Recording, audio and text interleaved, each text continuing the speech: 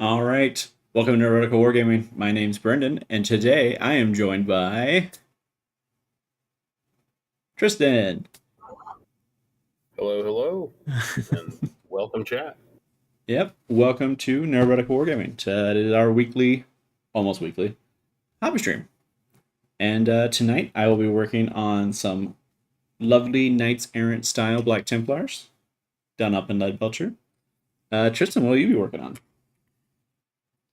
I'm building penitent engines and/or mortifiers for the Sororitas, and I'd love to tell you about why, because their crusade mechanics are pretty interesting.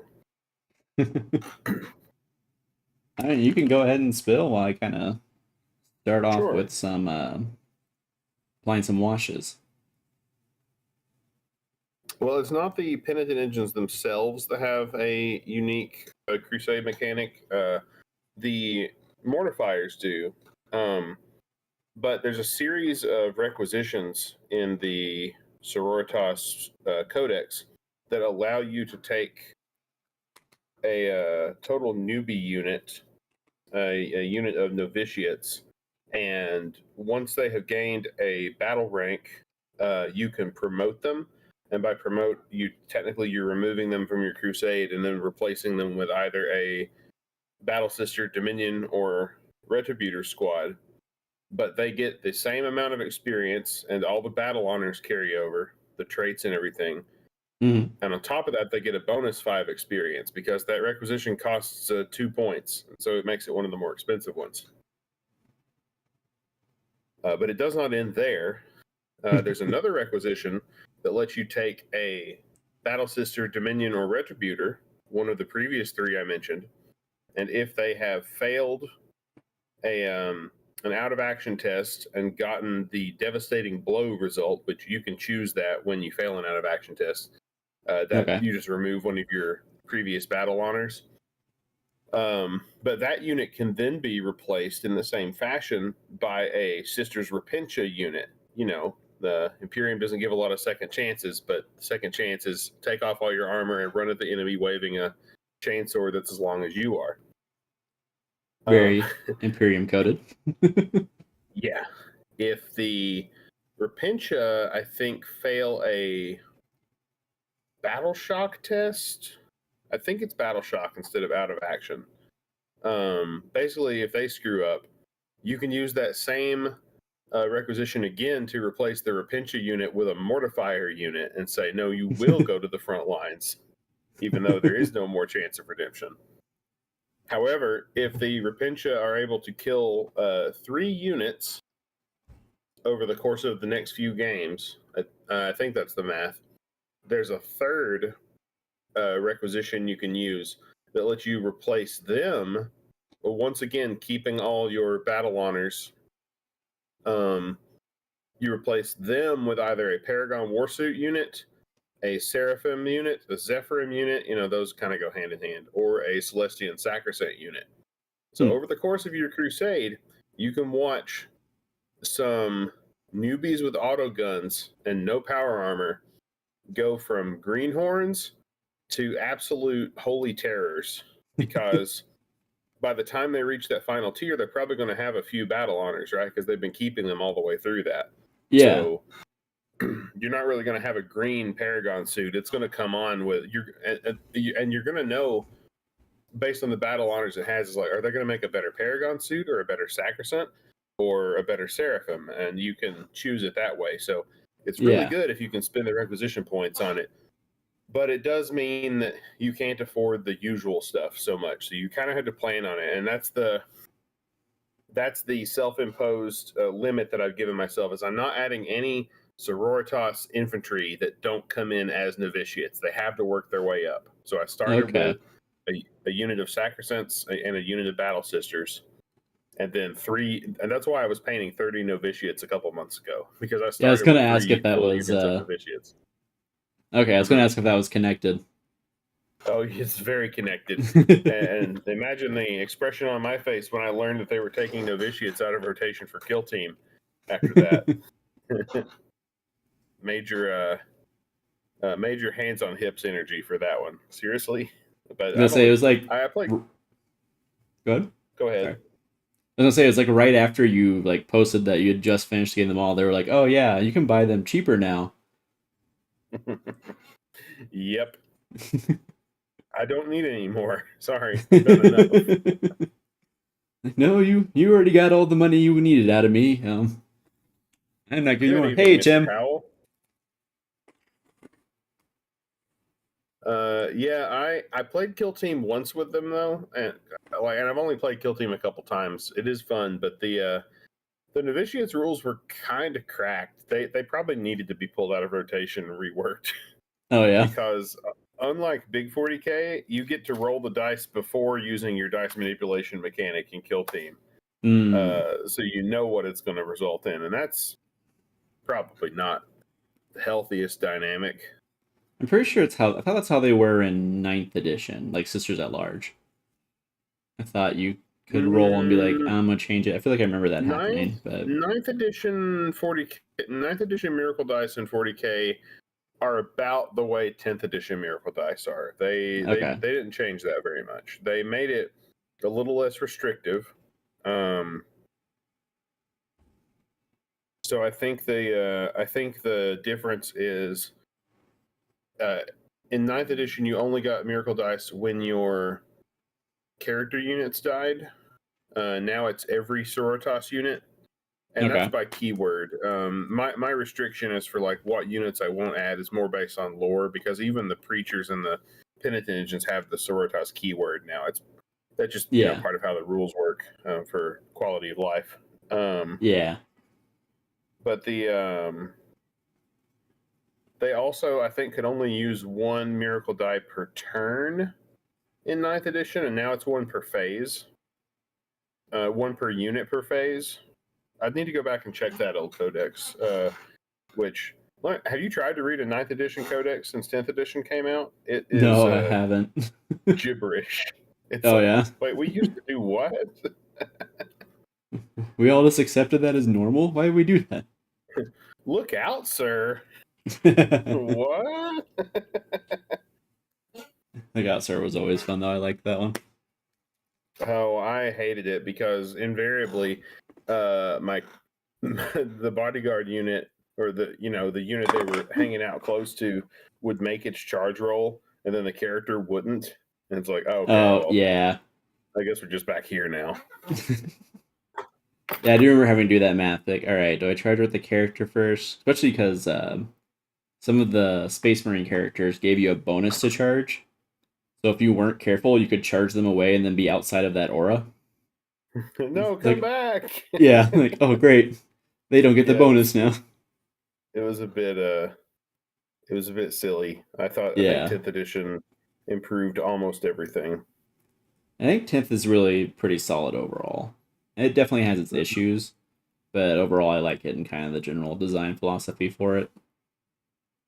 Yeah, I mean, and it looks like they're working on ways to bring back Psychic in 11th, because everybody apparently likes the way Sigmar spells work right now, and Thousand Sons are doing their thing, which I haven't paid a lot of attention to because I haven't fought against them yet. But there is a Thousand Son guy in our crusade, so the day will come. Maybe next month. I don't think I've played against Thousand Sons since they got their codex. Actually, weirdly enough, not that I've been playing a whole lot since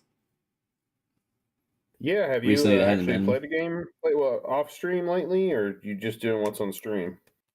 mostly just on stream at this point. But I think a Because couple I weeks caught ago. part of your what you were doing.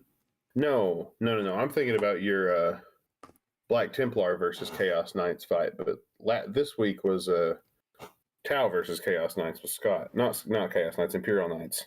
Yeah. Same thing. Yeah. Last time I played 40K off stream was shoot. It would have been who did I play? It was against. It was the Black Templar like launch week for me. I missed the actual launch week. Oh, what was Apparently, it? their Crusade rules are pretty fun. Yeah, so that's what reminded me a little bit of is it gives you the option to turn someone into an Emperor's Champion. Mm-hmm. Like, yeah, like you just get the unit. It works kind of a similar way from what I remember. I have look at it directly, but it's interesting because like if he dies, his armor now becomes an objective for you and your Now, is he a opponent. lead or a lone op? So he is kind of interesting. He is a leader, but he actually has lone op. So when he's leading Okay. someone, he doesn't have it, and if they die, he gains it Yeah, that's a good combo. for sure. And actually, what's really good about him now is he's a kind of a pseudo named character, so he can actually get enhancements now.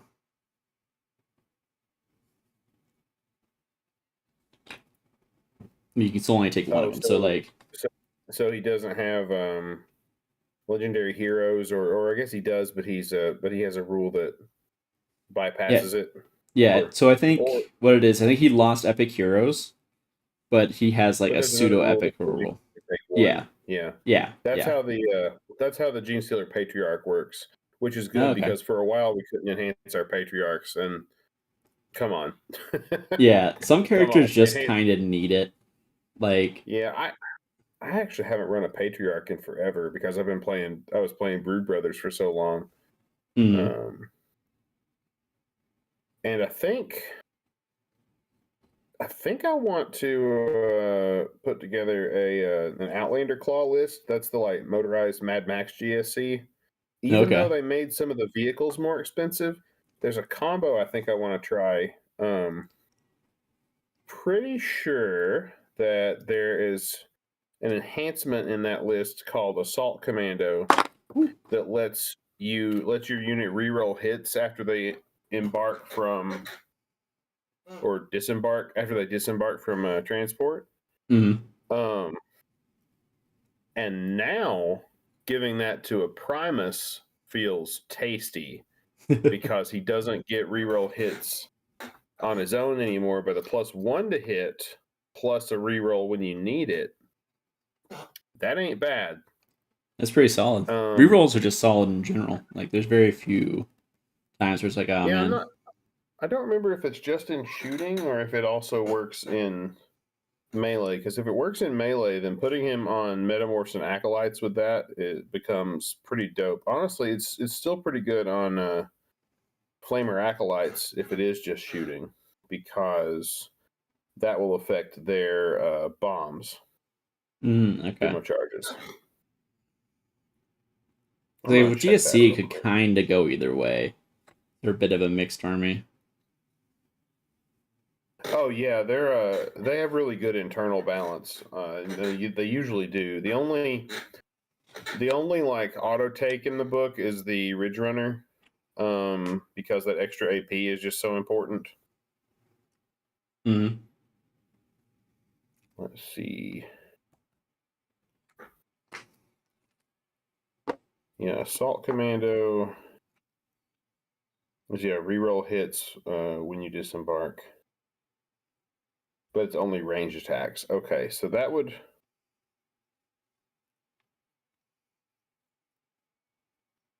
be okay on a Primus, because it would take mining lasers and seismic cannons down to hitting on a 4-up with rerolls when you piled out. And it's Uh, not bad. yeah, it could work.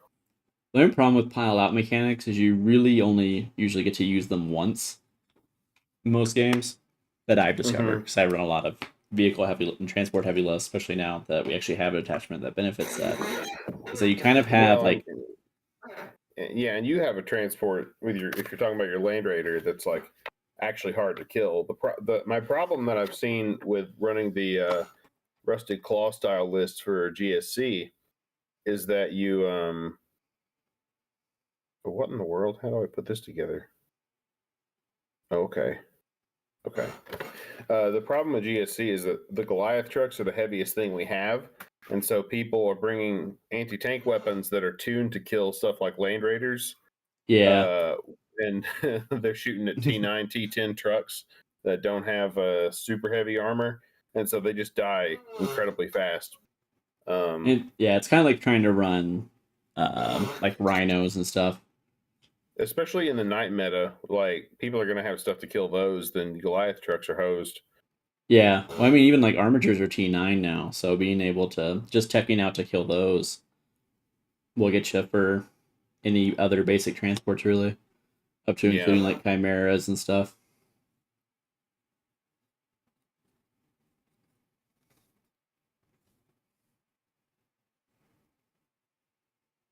In my last game, this crusade, I underestimated the new psychophage for the Tyranids. That thing is actually pretty stout now. Pretty dangerous. Yeah. Yeah, it has a torrent weapon, like a bioplasmic torrent weapon, and so it can overwatch you really well. It's got a variable attack melee, so it can just like bully your battle line stuff off of a point, and it's just tough enough that they'll have a hard time bringing it down. Okay. But I also, in that last match, got 5 hits in Overwatch with my Exorcist and killed the Hive Tyrant that was charging me, and that was hilarious. It's genuinely fun when you like pop off on Overwatch. Like that is one of the most fun Yeah. things that can happen in the game. I was literally just hoping to do like 2 or 3 wounds to it because I had a Miracle Die 6 in my hand. And so I'm like, okay, I roll this Overwatch. I held 1 die back and 4 6s came up. And I was like, oh, I guess I don't need this Miracle Dice. And I rolled 1 more die into a 6. And I'm like, sorry, bud.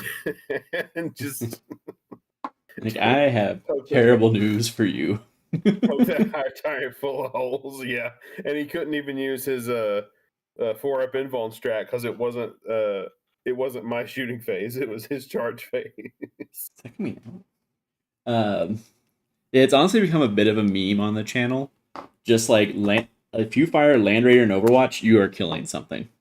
Like no matter what, it's gotten frankly almost Well, ridiculous sometimes. oh, are you talking about just the Redeemer or like any Land Raider? Any Land Raider, like it's not even, like the Redeemer is kind of obvious because it has the heavy flamers, but like Yeah. my Chaos Land Raider from my Night Lords has killed. It wiped out entire Aspect Warrior squad in Overwatch. It killed. Uh, what did it kill? It killed like Scott's like fancy flyer in Overwatch. Jeff's Land Raider wiped out my Redeemer in Overwatch. I even think Scott's like Custodes Land Raider killed something in Overwatch. Like they're just, I don't know, just lucky on our channel. I mean, like the Night Lords one kind of makes sense just because Dark Packs is just solid on Overwatch because you just pick sustained hits and then you roll, 1 or 2 hits with a las cannon. All of a sudden, you have like 2 to 4. So that's just like inherently solid. Yeah, Overwatch this edition has been a thing to think about.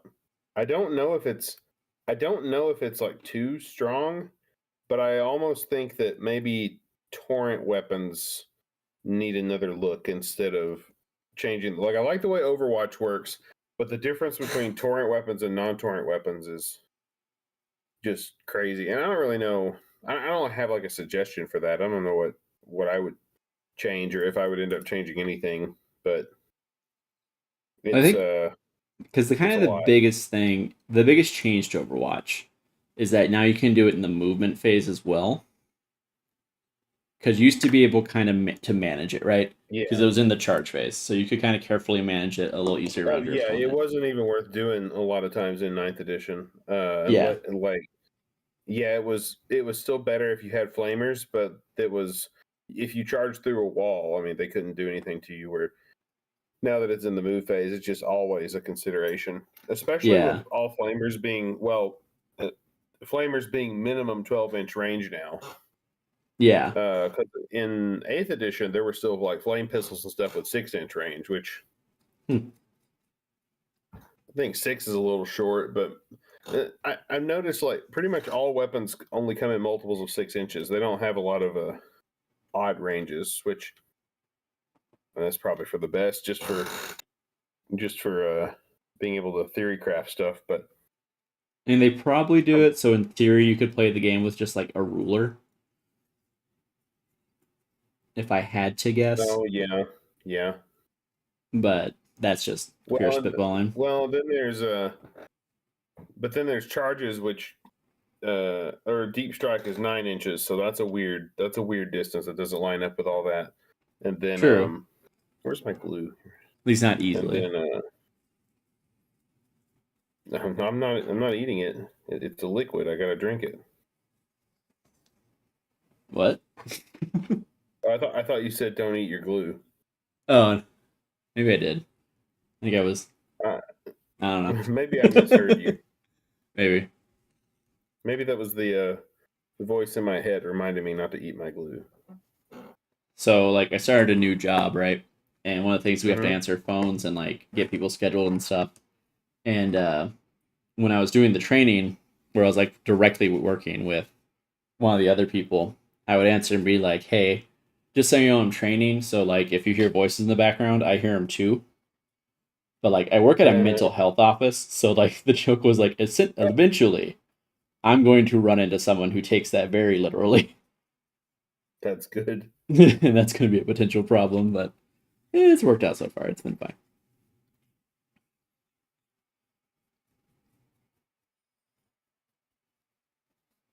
Yeah, my boss was like, maybe be a little careful. I was like, that's probably fair. So, Tim, I'm assuming those are Space Marine scouts you're working on? My first thought when I hear scouts is Sentinels. Yeah, I believe he is playing his Dark Angels. He will actually be a bit of an announcement. He will be on the channel this Saturday. I believe he's cool. bringing his Dark Angels. I'm pretty sure I settled on guards because I haven't played them in a while on the channel. Though I did kind of go on a bit of a bonanza with them for a little bit there, so their break was well deserved. Minefields this time? Probably not. Man, if you had remembered those minefields, that again in our game, that would have been a totally different outcome because it would have. The way that rule works just wrecks horde lists. It really, especially like, one wound hordes. Like orcs, a little less, but against GSC and out at 6 mortal wounds, but still, that's a big chunk that don't get to act. Yeah, it's no small amount. It can be just because guard has a lot of bodies is usually the kind of the trade off, and it can be enough that you can save the squad. I need to decide what I need to play actually. If I'll do Siege Regiment or potentially, because I have been trying Bridgehead because it's fun with the artillery, but was that the Helldivers one? Yep, that's the one for the. It's built around Scions, but you can run some other stuff in it, and it gives all infantry reroll ones to hit. So on the artillery pieces, it's pretty solid because they count as infantry. Oh yeah, I still need to get one of those. I like them; they're fun. I'm kind of torn on whether to buy any Warhammer minis right now because objectively, I've got a pretty big collection of unopened stuff that'll keep me busy for a while. But on the other hand, I'm currently in a campaign that wants me to have more Battle Sisters ready to go or more Dominions. And it's hard not to do, but the thing is, I also want to get a 3D printer, so I can try some of the other games that are out there. Yeah. And whatever the company is called still have not sent me my Trench Crusade minis. Oh. Yeah, I'm like way in the back of the line. I think because I ordered a mercenary. I did check in on my order. They said I was in there. They confirmed it, but it's almost the end of September now, and still nothing. So didn't that drop like a year ago? It kickstarted in November. Okay, pretty close. I did it on the way back from a friend's wedding. Okay. I think Scott said he is going to try and get on. When he gets on, ask him about his 3D printer. What kind does he have? I don't know exactly. He did get it from technically it's John's, but he's hosting it and he's been the one printing with it. and it has been a bit of a struggle for him. Well, so here's the thing. Until these Bamboo Lab printers came out, I did not care to get one because they all looked like they were just a pain in the butt, and everybody I knew had theirs setting and like uncalibrated because they couldn't get it to go to work. But the Bamboo Labs seem very plug and play. However, they have been, I'm pretty sure they've been subject to tariffs because the one I want, I think, went from $250 to like $600, and now I suddenly cannot easily afford one without pulling money from, I don't know, future doctor's appointment or something. Can't have shit in Detroit. Yeah. Yeah. So I think the name of that attachment is really fun. Wrath of the Rock sounds like a Jack Black action movie. Okay, but if they were going to cast Jack Black as a Space Marine, what chapter would he be? Jack Black as a Space Marine. I mean, it has to be one of the ones that's just like inherent. So I guess it depends on the era of Jack Black, I guess. Because like younger Jack Black, it has to be one of the more like 80s style metal chapters, you know? Emperor's Children. Yeah, I can see that. Later eras, modern Jack Black, I could see in Salamanders actually. Still got the fire going on. Still got. There's definitely some heavy metal influence in Salamanders. I think that's fair. His forge is just I feel like there'd be some scandals over the makeup choices for having him run a Salamanders. You know what? You got me there.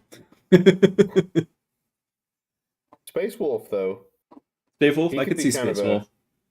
Space Wolves are, I mean, let's face it, they're pretty dorky. Yeah. And I think he could lean into the like, oh, everything starts with Wolf. Like almost like the Adam West Batman, kind of like, yeah, everything's got bat in it kind of energy. I can see that. I could see him like trying to explain something, and they'd be like, "Why does it have like wolf in it so much?" And he's like, "What are you talking about?" Like he's just like totally oblivious to it. Yeah. Yeah, apparently he's good. He's in a remake of, well, it's not a remake. It's not even really a sequel. There's a new Anaconda movie coming out. Yeah, he's gonna be in. I saw the ad for that. It looks like the premise is it's in a world where Anaconda exists as a movie, and they're deciding they're going to remake the movie. But then in remaking it, they actually end up getting lost on the Amazon with a giant snake after them. So it's very like diegetic and meta. But it looks pretty funny. And the last time I watched Anaconda was at a Rift Track showing, so I already think of it as like a comedy movie almost. And I think it kind of is, like, to like be 100% fair. Like a lot of those kind of 90s, early 2000s, 80s, like B horror movies, I think a lot of them were not necessarily trying to be funny, but not steering away from it either. And I think that's kind of where Anaconda sits. I think the premise is that they were kids in the original movie, and now they want to remake it as adults. Because there's like 4 of them. Being kids in that movie. I don't know if there is or not. I think just like within the context of the movie. It was a little bit racy, if I remember correctly. Probably. I don't think it was rated R, but I think it might have been PG-13. I don't know. Usually rated R tends to be heavy on like violence. It's kind of where they tend to draw the line for that. Kind of depends. Yeah.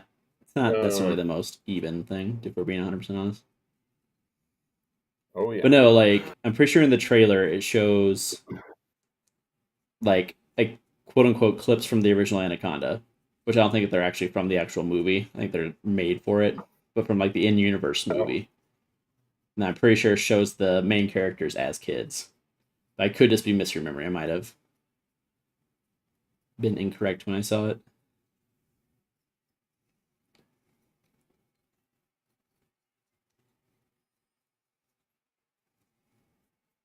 Yeah, it looks very funny. Like my wife, who hates snakes, was cracking up at shots from the trailer. So Nice. we will almost certainly be seeing it. Yeah, I would like to. I would like to get somebody to go see it with me. A lot of times, my local friends and I are not on the same rhythm with movies anymore. I think Oh, the really? last thing we saw together, well, like I live alone with two, well, currently three cats, and they most of my friends are like married or married with kids to somewhere else on that, and so we're not always in contact about what movies we want to go see or like how much time we have, and so I just don't go see a whole lot of movies anymore. The last movie I went to see in theaters was Sinners, and I didn't go see that with any of my like usual crew. It was kind of a new group. Still, best movie I've seen in a while, like masterpiece. Yeah, I remember you talking about it. It sounded pretty good. Mm-hmm. I think it's on HBO now. I might sit down and finally watch it. I just haven't really been going to see many movies in general, to be honest. Like theaters have just gotten like so expensive lately, and half the time it's on streaming like maybe a month later. So it's kind of like unless it's like a big Yeah, spectacle movie like Godzilla, I'm not really missing anything by watching it at I home. guess I kind of look at it differently. I don't pay for any streaming services. Like I'm not really on any of those unless you Whoop. count Nebula, but it's dorky. Um, and and I have a pretty solid memory for movies, and so I don't really want to like rewatch them a lot of the time. Okay, And on Nebula and YouTube and stuff, I get to after I've seen a movie, I get to watch all the commentary about it, and that's almost as much fun as seeing the actual movie. that's So I fair. would rather just go see something at a theater, go see something like kind of like high production or like really like brainy in a theater, and then spend the next couple of months like really mulling it over from every angle. Okay, Um, but also the theater is just a reason to get together with folks and go out. And I am lonely. Yeah, I might call it. I thought you were going to say like, ah, yes, I'm just like very social, which I mean, I guess you kind of did in a different way. Yeah, kind of And it like kind of how, seemed like it when you were out here, so. huh?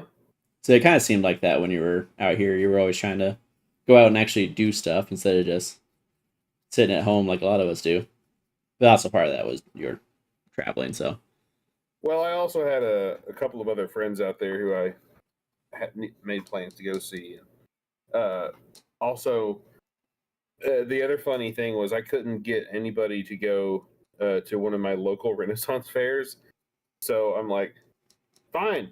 The people in Colorado have better schedules than any of my local friends. I'll go all the way out there and go to that one. It's fun. Like, fine, I'll do it myself. Pretty much, pretty much.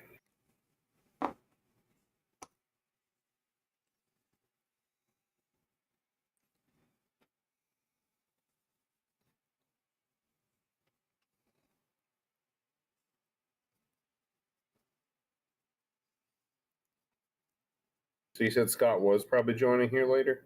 I think he said he was going to. It's Scott, so like I asked him for an ETA and didn't get an answer. So I'm not 100% sure. He tends to kind of just show Well, up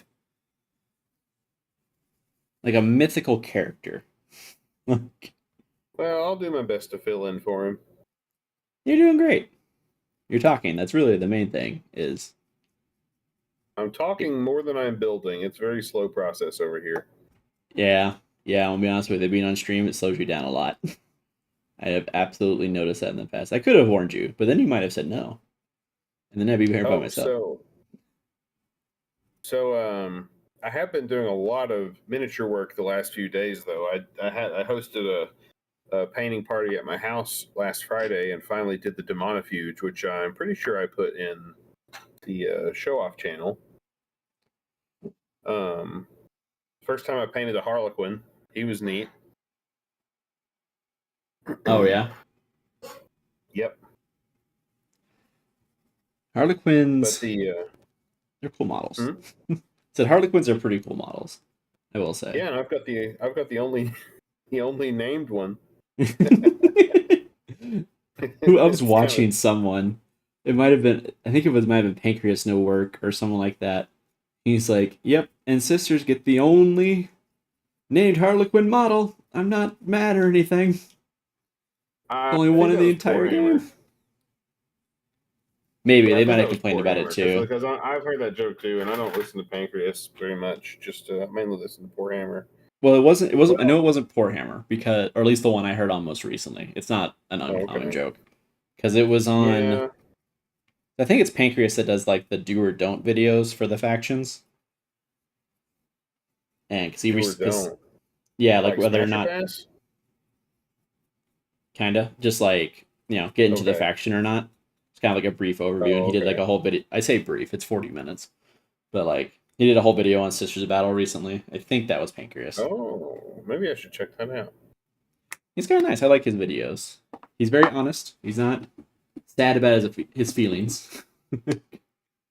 But he does like a positive and negative for like in game and lore for every faction. So he always has something Ooh. positive to say at least. He's not I'll one of be those honest. YouTubers that's negative all the The time. the 40K creator I watch the most, besides y'all, that um, is Christian von Carmian, the vampire VTuber. Oh really? Which, like, okay, VTubers I think are very cringe. Um, but he plays both my factions and knows a lot about them, Yeah. and so I'll get over it. You're like, all right, it's weird, but like he's out of line, but he's right. Oh yeah, no, he knows. He's the only person who's acknowledged the big typo in the Munitorium field manual from this last update, which is that everybody's like, "Oh, look at that! The Imagifier came down 10 points," but she didn't. She was 65 points before the update, and now they're like, they just put minus 10 points, 65 points on the field, and people are like, "Oh, look, she came down." I'm like, "What? No, no, I'm being I, I'm being suppressed." Are you gaslighting me right now? Am I being gaslit by the entire Yeah, community? basically, that's what it feels like. Man, I have so much pain in my heart right now because the um, the little guy that goes on the front of the penitent engine is like so made to be magnetized because he's got like just a little flat plate on his back that you can slot in. You could take Hmm. one out and pop a coffin on it and make it a mortifier Yeah. because not a lot would change. But I don't want to drill this out to put a magnet in it because I had to remove so much plastic for that to work. And I know I'm not doing it. I'm just going to glue it in. That's kind of the thing with magnets sometimes is you have to sit down and be like, is this actually worth it? Like, do I actually want to do this? Yeah, and the thing is, I've got so many of these, I don't think it is. If I were going to play Penitent Host, which nobody plays anymore, then maybe having like 6 Penitent Engines and 6 Mortifiers would be the way to go. But then you'd be missing out on Repentia and doing funny stuff with the Preacher and Battle Sisters or the Palatine, whatever. So because I'm gonna have 6 of these total, which is enough to do 3 of each. And for this current crusade, I'm gonna double up the penitents to at least one of them is gonna have 2 models. Yeah, I'm not totally sure yet. Well, I And mean, I've you already always built kind of one. got to look at it and say what inspires joy and go from there, of course. Have you seen penitent engines? There's nothing joyful about it. enjoying you, not enjoying them. I'm not even going to get into what it says about you, but just like Look, side note, some of them actually showed up in one of the not in the Fall of Cadia novel I'm reading, and it pulls okay. no. Let me put it this way: Uh, they first show is that the one that focuses on Creed? I almost picked uh that up today. it so kind of so it doesn't it like he's a main character, but it does have like a mixed cast, so it's not always on him if that makes sense. Okay. Yeah. But you can tell it was written as like partly a character exploration for him. It's pretty solid. I actually really like it. Um, but the some like mortifactors and Pentian engines show up, and let me put it this way: there's a sister of battle who like kind of sees them as they leave, and then there's also a like Black Legion World Eaters character that sees them later on, and even he's like, "That's messed up. Like that's weird." Yeah. Yeah. There was one time back in Index days, because I've played a lot of the sisters during the Index. I love their Index. I've loved the Codex less, so I can talk about that later. But I was playing Combat Patrol against my buddy who had Votan, Mm-hmm. and the because I think the Votan Combat Patrol at the time had 2 Sagittars, and so it was just a very like mech heavy list. And the Penitent engine just YOLO'd the Sagittars, tore one of them up, and then kept on slashing at the dwarves inside of it. And and you had to think like the Votan are one of the more sensible factions. They just kept on shooting it, and you kept on passing its feel no pains with like 1 wound left. So Mm. I imagined the guy on the front of it was just like shreds of tattered meat at this point, and the dwarves were like, "Oh my god, these humans are so messed up. Why would they do this to one of their own?" it's just the it's just the machine spirit just going ham at this point. There Yeah. was shoot, I think it's one of the Crimson Fist Land Raiders. At one point, its entire crew died, and like the machine spirit was just pissed off against the orcs and went on like a Hmm. one machine like death ride. like at one That's fun. point, it dropped its hatches to let the orcs into it, so it could then flood the chamber with like noxious gas. Oh gosh. Like it went, yeah. It's a pretty like interesting little lore blurb for them. Become unreasonable. Yeah. Oh, hey, Wanting Fire, welcome in. See, Wanting Fire, if you hadn't been in such a rush to get all your stuff done, you could have hobby hanged out with us. And look what you've done. I'm joking, Now of this course. I is don't the want to be a gentleman dick, who's building salamanders, correct? yes, is Salamander Combat Patrol, Right and on. I believe he actually finished building everything. I think he just has to save up to get some paints and stuff now. And I will say, Wanting Fire, as you kind of get ready to make that plunge, don't be afraid to make that plunge. Don't let good enough be the enemy to perfect when you start that, because it's very easy to hype yourself out of like painting, and No, then you got that backwards. Don't let perfect be the enemy of good enough. oh, did I switch it? My bad. Yeah, yeah, that turned into really bad advice. Don't Like, let wait a good minute, no, enough be don't the do enemy of perfect. Now, no, you can go all the way. You that. think you're done? No, no, no. Keep going. Live, live. You do what you like. Oh, I forgot about that. That was such a good clip. I really need to sit down and like watch that show. At one point, my wife's parents were like, "Oh, this is so good. You can borrow our like Apple login to watch it." And we were like, "Cool." And we watched 2 episodes, and then they canceled their Apple subscription. And we're like, "Well, now how are we supposed to watch it?" like I remember. over. I remember that being played in the context of it was when Baldur's Gate 3 came out, and they were talking about uh, there there were okay. So Baldur's Gate 3 has a lot of romance plot lines, and there was one thing involved with romancing the druid that they were like, I don't know if you should do this, and they play, no, you do whatever you like, live. I don't know if you know what I'm talking about, but that he can shapeshift. Um, I can make some educated guesses, and without going into too Yeah, much detail, yeah, I'm that's it. like That's it. You're good. 90% one of them is inspired by a joke people used to make about shoot, I think it was Dragon Age 2 when they compared a dwarf character to a little baby bear. Huh. And I'm pretty sure what that went on to inspire certain stuff in that.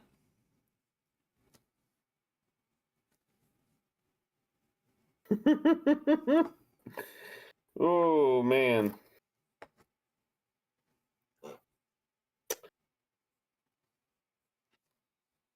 Reminds me of a funny story I'm not going to tell on live. Ask me later about the metal concert in Germany that I went to. I can imagine some stuff based on that context alone. You ain't ready. That's all I'll say. Anyway, now that we've got some more people watching, Now that what we everyone's come can in during that conversation. do a test model and write the steps down. Oh man, that's really good advice. I've never done anything like that. I just kind of wing it from one unit to the next. I tend to batch paint and kind of know what vibe I'm going for. I have a few favorite paints that will stick around. Like I know if I'm doing pure strain gene stealers, it's going to be oh, it's a contrast paint. Pterodon turquoise. Is that right?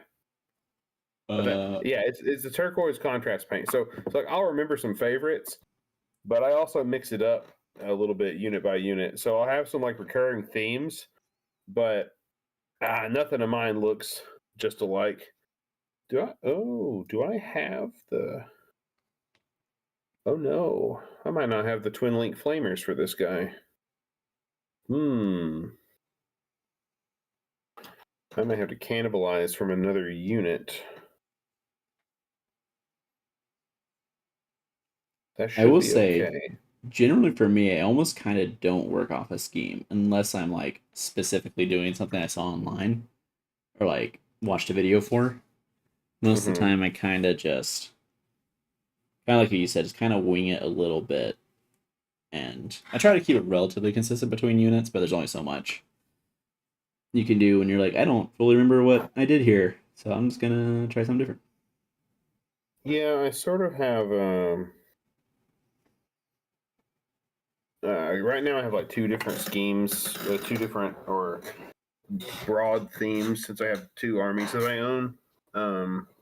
So for my sororitas, I don't want them to all look alike, but I all want them to look like they were done by the same artist, right? Like if you're looking through like an artist on DeviantArt, they'll make a pictures of a lot of different things, but and if I'm on there, I'm thinking specifically of like people who do like metal albums and like dark art type stuff, like because that's where my sisters come from, is like black metal aesthetic. Um, so like some of them will be in more pales, some of them will be in more darks, some of them um will have like more like diegetic what their in universe colors are, where some of them are just going to be completely washed out, like they're clearly stylized, Mm-hmm. but they all have. I'm shooting for like a uniform vibe across all of them. Okay. Because if I have more than one of a particular unit, say it's novitiates or mortifiers or what, um, it's useful to have slightly different colors, because then you can communicate more clearly to your opponent. It's like, yeah, the golden penitent engine is going to use Overwatch instead of the marble penitent engine is using Overwatch. Yeah. And I mean, that's pretty much exactly what I'm actually even painting today, where I'm painting these sword brethren. My other sword brethren are actually in kind of a bronze. And so the lore behind that is that they are like Helbrecht's personal sword brethren. And he wears gold, right? So they wear bronze to Mm-hmm. kind of mimic him, but still stand out a little bit. And I think I talked about it not last stream, but the stream before that, for our actual big battle report streams, that I really like. One of the things I like about Black Templars is that they are relatively loose with like their personal heraldry. So like most of them do wear like the black and stuff, but they'll like change up little bits of it to help differentiate themselves. And so like I got the bronze sword brethren.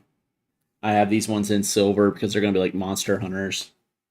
I have some that are actually all in red because there's this little thing in Necromunda called Cult of the Redemptionists.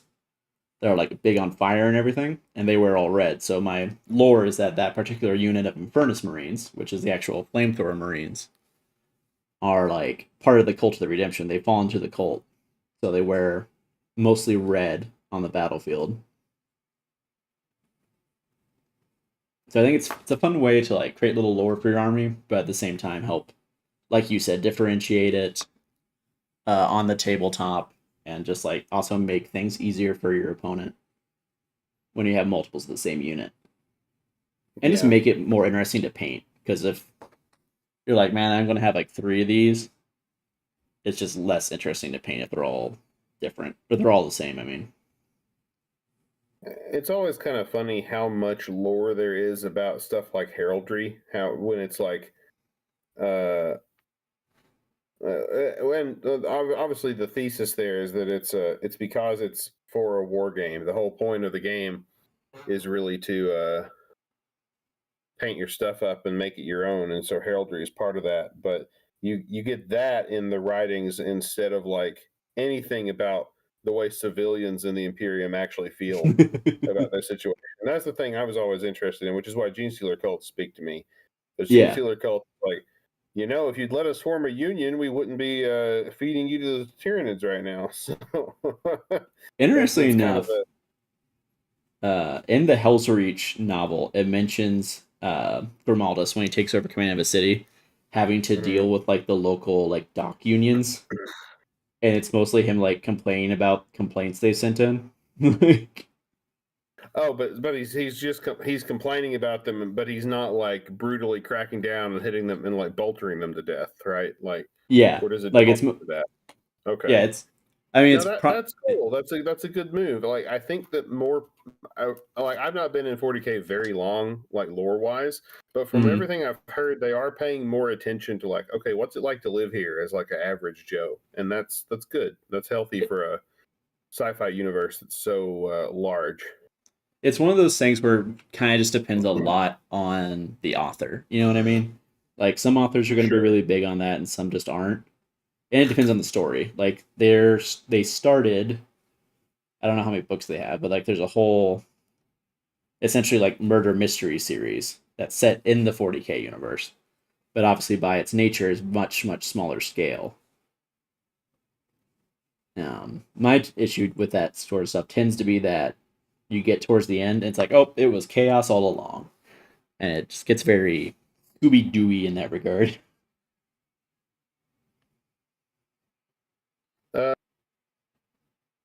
Uh, Tim, I also like Streak and Grime. I think your Discord handle is different from your YouTube name, right? I think we were talking about this on. I'm Tristan, by the way.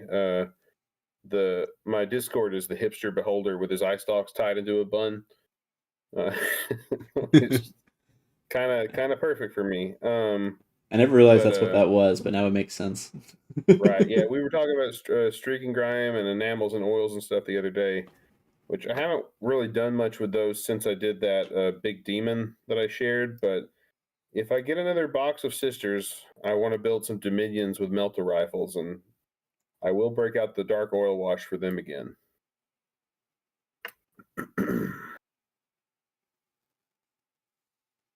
Yeah, Tim on yeah, I was gonna say he's Dumb Marine Photography on Got Discord. it. What sort of photography? I've always kind of wanted to get into photography. Something about Colorado makes people want to get into photography. Actually, I mean, it is uncommonly beautiful. it is a very beautiful state. There's no two ways about that.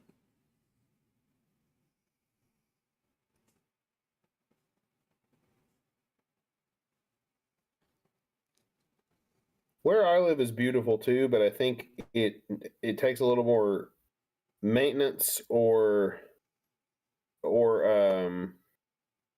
mindful neglect in a sense because there are some so like there's a lot of things grow here. It's very lush, you know. and so botanical gardens and stuff are great. But there are a few old growth type areas too. I've never been to one of them. I should visit one sometime. But lacking that, it can get a little bit weedy and overgrown, and of course it's humid and swampy in some places, so that's not always great. Yeah, I mean, that was kind of having spent a few months in a neighboring area. I can say that there are things about it you can come to enjoy. There's also things where it's just like humid. Is the main thing I remember. Hey, it's not as bad as New Orleans. I mean, that's true, but New Orleans has at least has the excuse of being right on the water.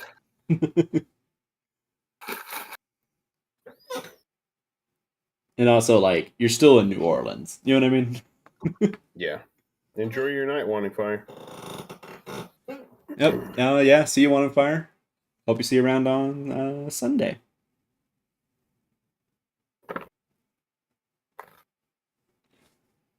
ABPs always be plugging. You know what I mean? The channel, to be clear. No judgment.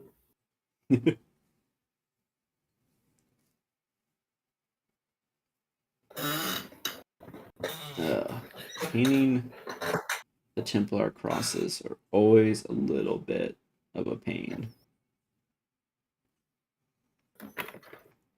Even with the technique. So, speaking of plugging, I would like to plug Crusade mode a little bit because I think it is underappreciated in the community as a whole. So I have had a couple of lighthearted and good-natured arguments with people who primarily prefer really competitive play. But I believe that they're kind of missing the strengths of the game, the strengths of what kind of game it is. It's not very balanced, you know. Like I don't really think it's an excellent competitive game compared to some of the other things you could be doing. Yeah, I mean, like, if you wanted if you wanted the most pure, like, competitive strategy game, you would be playing chess. Like, it physically cannot get any more balanced than something like that. I think the strengths of a tabletop format are in the customization of it, and I think that Crusade, the way it's currently set up, some people don't like it, but I think it leads to a lot of very interesting moments because you have competing desires every battle, competing drives. You'll be split between wanting to win the mission and wanting to accomplish any number of agendas that you've taken. Because you're trying to level up your forces, or you're trying to advance along a mini game, or you're trying to get a secondary resource to win the overall campaign and not just the battle. And you're going to be carrying over like battle scars and relics and other things that you unlock. I do think that the battle scars are a little bit like my problem with the current iteration of Crusade and battle scars is that there's only 6 battle scars in the whole game. They came out with the core rules, the core Crusade rules, and those are the only ones you ever roll on. And so not only are they an unfortunate thing when you get them, they are you get the same ones over and over because there aren't that many. 9th edition, I think, was a little bit better at giving you faction-specific battle scars, just like you get faction-specific battle traits. Okay. But 9th edition also had the problem where sometimes your battle scars actually made you better, and that was kind of screwed up. Okay. Like I think, you know how Dark Angels, at least for a while, I don't know how they do now, but you know how they kind of got better when they became battle shocked. I I'm not sure I remember that specifically, but go on. Well, when they had that one indexed attachment where everything was about Battleshock. Huh. I don't know. I'll fully admit I don't fully Okay. follow Dark Angels. Tim might know a bit better, but Yeah, since Tim he probably remembers.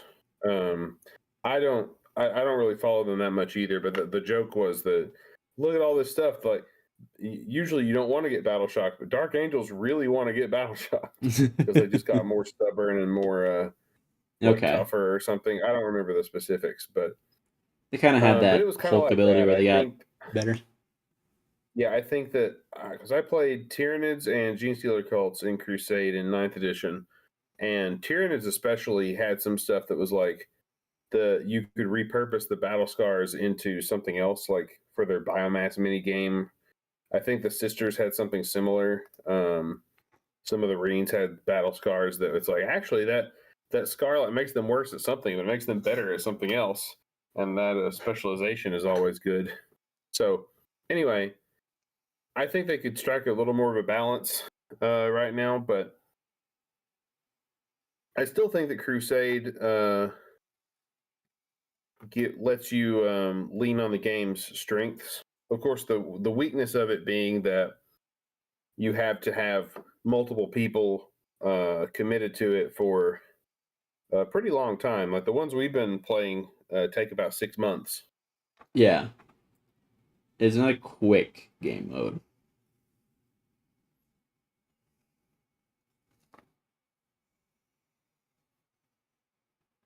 Oh, Tristan, you still there? Yeah, I'm still here. Sorry, I Oh, just okay. It's didn't went have kind of any. quiet, so I just wanted to make sure. Yeah, yeah. No, Okay. I don't disagree. Okay. Um, yeah, it's not very, like I said, not a very quick game mode.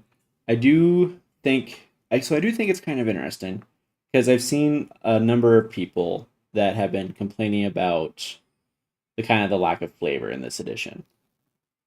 And I think it's kind of interesting how it seems like a lot of them would probably enjoy Crusade because Yeah, of all that, that but flavor is still there in Crusade. Your faction specific, chapter specific relics, or whatever else it is you're looking for, it's there. yeah, they just seem so hesitant. Like a lot of people seem hesitant to do that. Yeah, and I think Crusade is where that stuff belongs.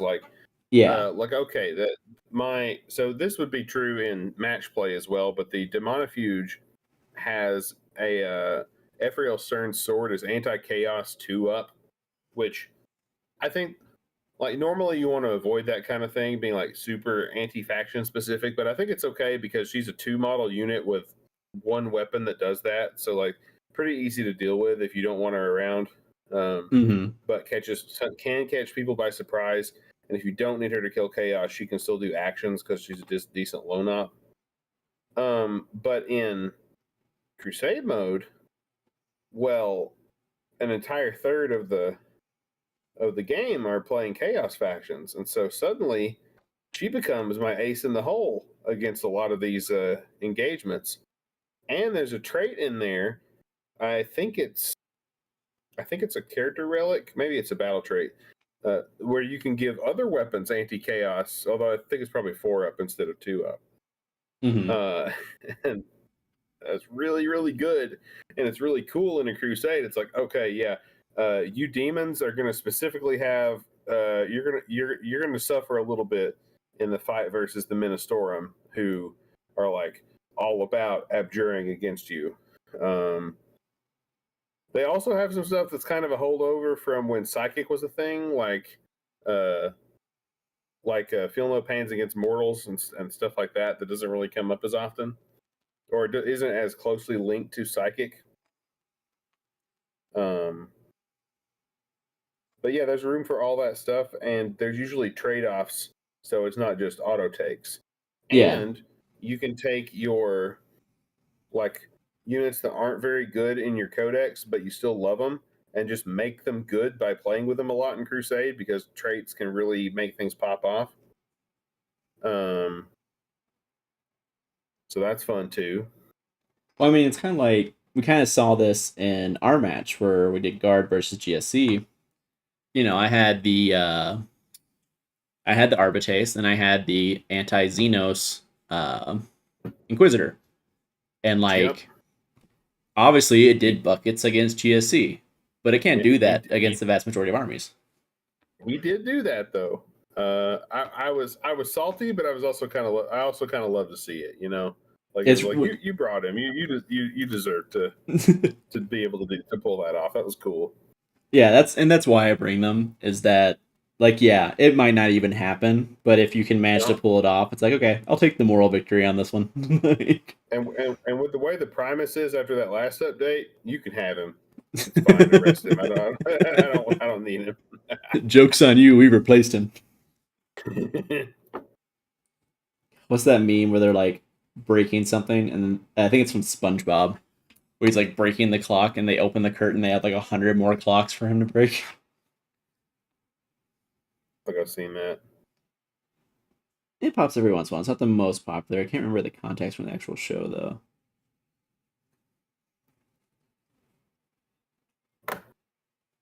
Yeah, I was not really into SpongeBob. I remember liking it a bit more like earlier on, I guess. I guess when I was younger is probably the actual answer.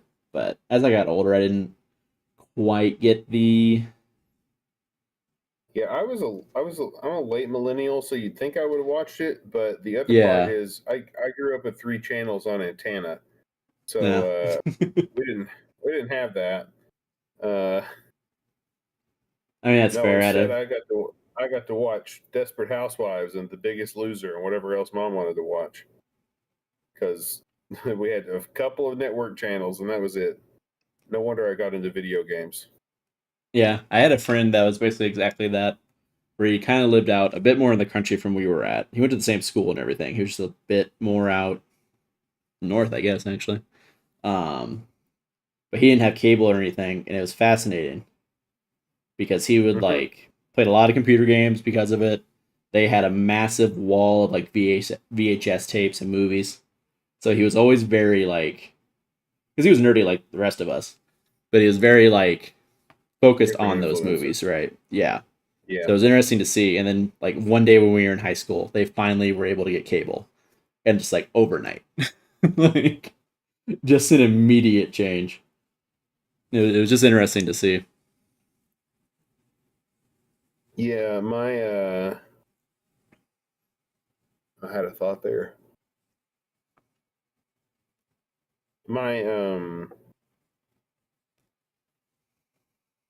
freshman year of college, we had cable in the dorm rooms, and that was the first time I'd ever seen like Family Guy or Robot Chicken or any of those other Adult Swim shows that kids in my grade had been watching already.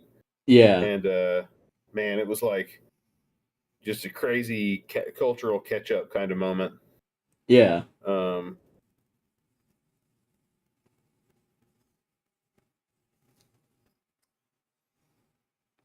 Sorry, I'm trying to glue 2 pieces together, so I'm going quiet. you're okay. I'm kind of doing trim on a Space Marine. I don't want to overspill too much because I've already done a bunch of dry brushing. So I'm kind of focused in on here too.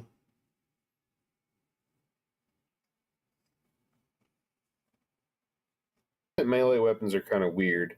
You can technically take one of each, but then, of course, you had to pick which one you want to fight with in melee. Uh, but if you double up, which most people are going to do, like it's better to double up in specialized weapons generally. You Yeah. don't get more attacks. Everything gets twin linked instead. Oh, interesting. Yeah, it's all my penitent engines have buzz blades. My one mortifier I built does have flails because I'm assuming it's going to be in a position of like defending a point with its heavy bolters and flails from things that want to take a point. Mm-hmm. Wait a minute, I think I have 8 penitent engine chassis overall. Am I Hmm. missing a box? I don't need to look right now, but One thing I've kind of noticed is like it kind of feels like a little bit at least that in some ways Sisters of Battle is kind of one of the factions that GW allows to be like a crash test dummy, if that makes sense. Where how they're so? they're a little more willing to try like very different things with them, or they're not like as particular about. They're a little more willing to get weird with them, right? Like they'll never get that weird with the Space Marine rules. I Like if don't you have, know. I think it depends on what you're talking about because I think the Space Marines, their sub factions have sub factions, so I feel like they're the ones getting the more cool experimental stuff.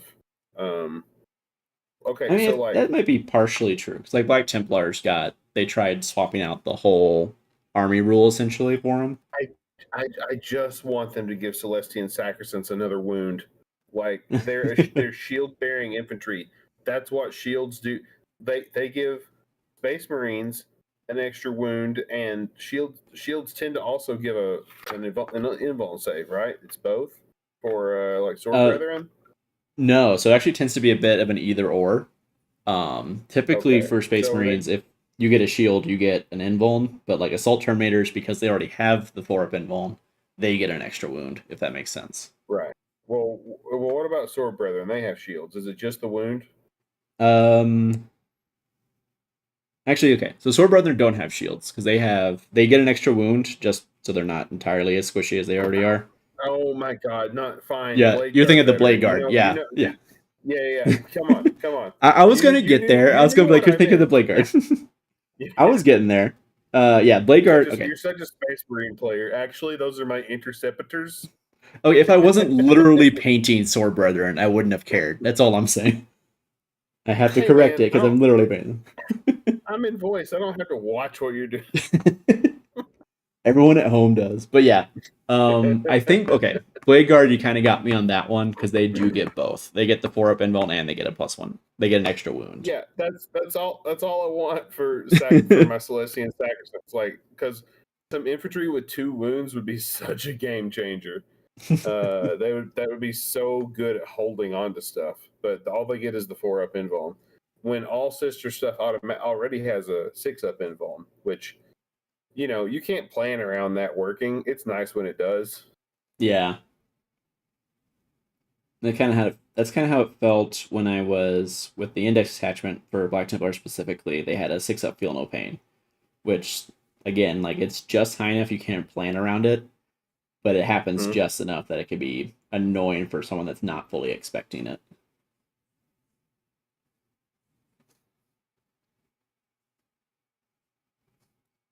Yeah, it's kind of weird that they don't. I feel like that should honestly probably just be a bit of a normal thing across the board, where it's like, okay, this is like one of the faction's most elite units. They get an extra wound. Yeah, and when Like, the Codex came out, they went from having 3 attacks each to like 5 attacks each, or was it? Maybe it was 2 to 4.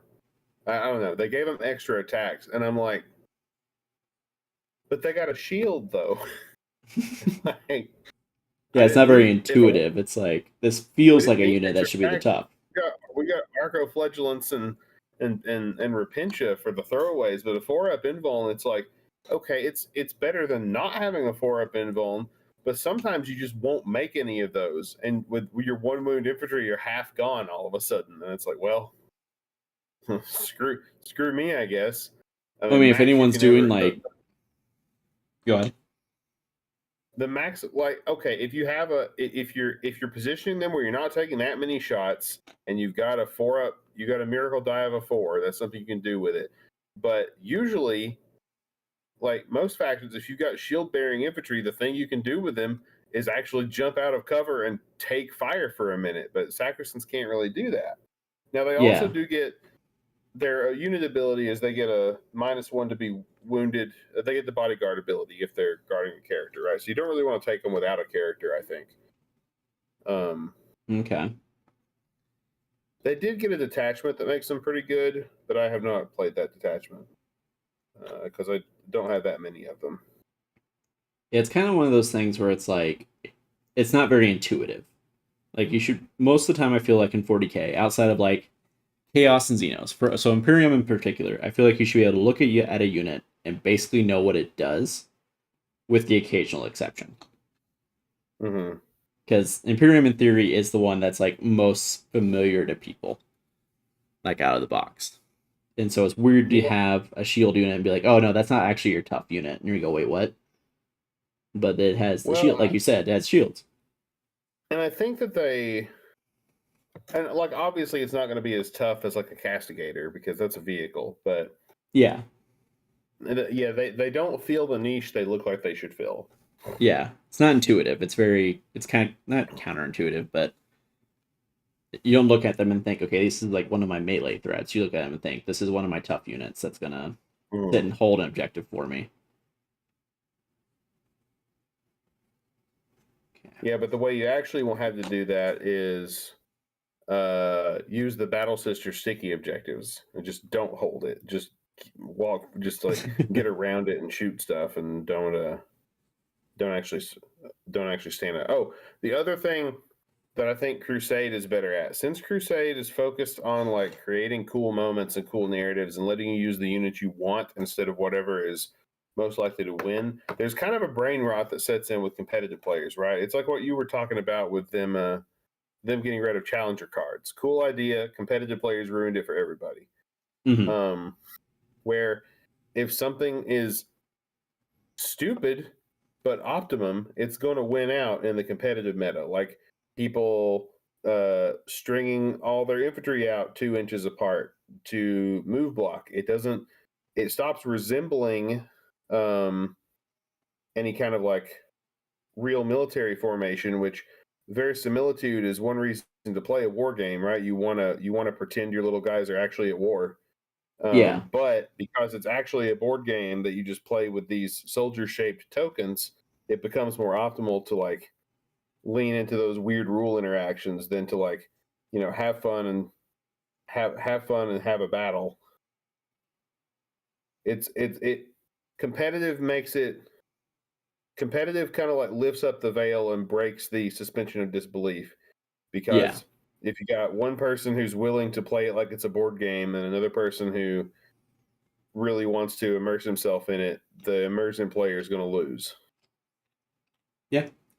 That is entirely accurate. Unfortunately, like, sorry, I'm moving my guys around. Speaking of like making it look cool, Yeah. and like obviously some of that is like unavoidable because ultimately we are playing with literal toy soldiers.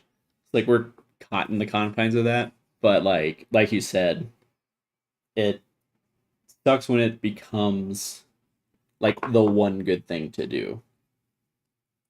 Yeah. Especially when it becomes super common. Ninth edition was really bad about that, where you would get to tournaments and the top players would be playing the exact same list against one another. Flamers of Zinch. Yeah, that was a bad one for a while. Or The one I remember specifically in ninth edition was a what was it? It was like Eldar's like their flyers, and the one literally the image that is stuck in my mind is a picture of a table from like a top tournament, and they both have the exact same list, and so the flyers are in the exact same place on both sides. And I was like, oh, that is nothing about that looks fun. yeah. Yeah. That's just pain. Yeah, it's like that's not how that should look. And for 10th edition's credit, if you go to Goonhammer and look up any of their tournament like where they go over tournaments, and practically all of them, it is very rare to find that the top table was two of the exact same army, much Yeah. less same detachment and everything. So I like that that's changed, even though 10th overall is much more simplified compared to ninth. I I don't see that as a downside. I think I think that the amount of customization you had in ninth was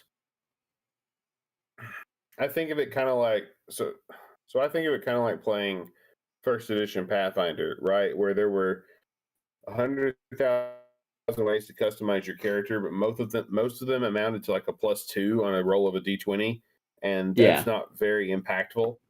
Like it was very small bonuses that you had to add up over time, and it's like I don't know. I think that the I would like to see a little bit more like I okay, one thing that Poor Hammer suggested I thought was a good idea is that like for armies that have smaller ranges and are more character centric or more elite centric, maybe give them more ways to customize their characters. Like Thousand Sons, for instance, used to they used to be like build your own sorcerer and throw in some automatons. Mm-hmm. Of course, Thousand Sons talks a lot about thousands, or Warhammer talks a lot about Thousand Sons because their main guy that's his favorite faction. Yeah. Um, but like, I think there are ways they could add some extra customization in that wouldn't need to be universal. That would be good for some armies. That'd be pretty cool. But I would actually really hate to go back to the paying points for all your war gear system from ninth.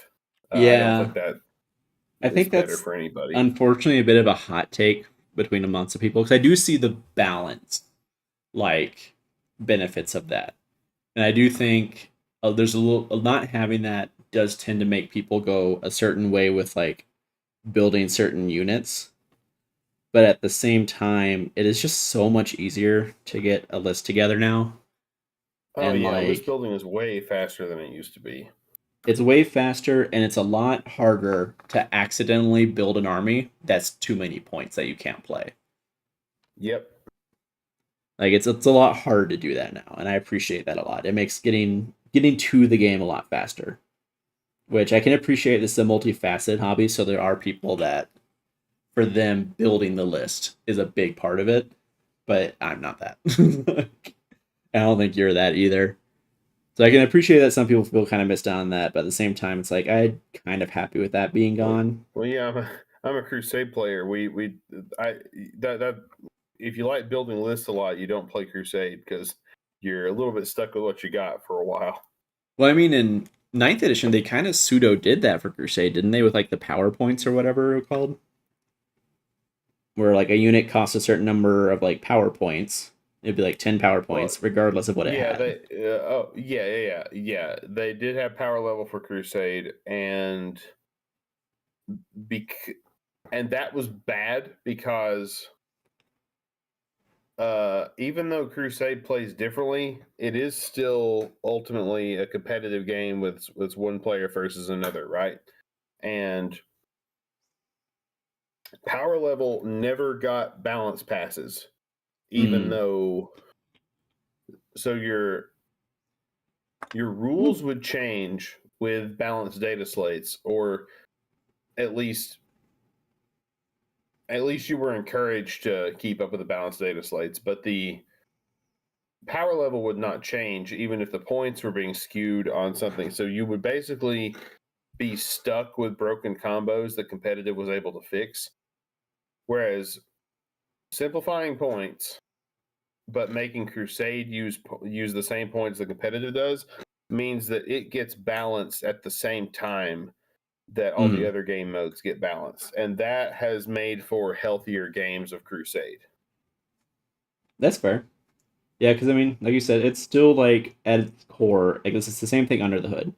So at its core, it's still a competitive war game. Like Mm-hmm. even if you're not competitive, you're still competing against the other person in that moment, at least on a light level. And I also think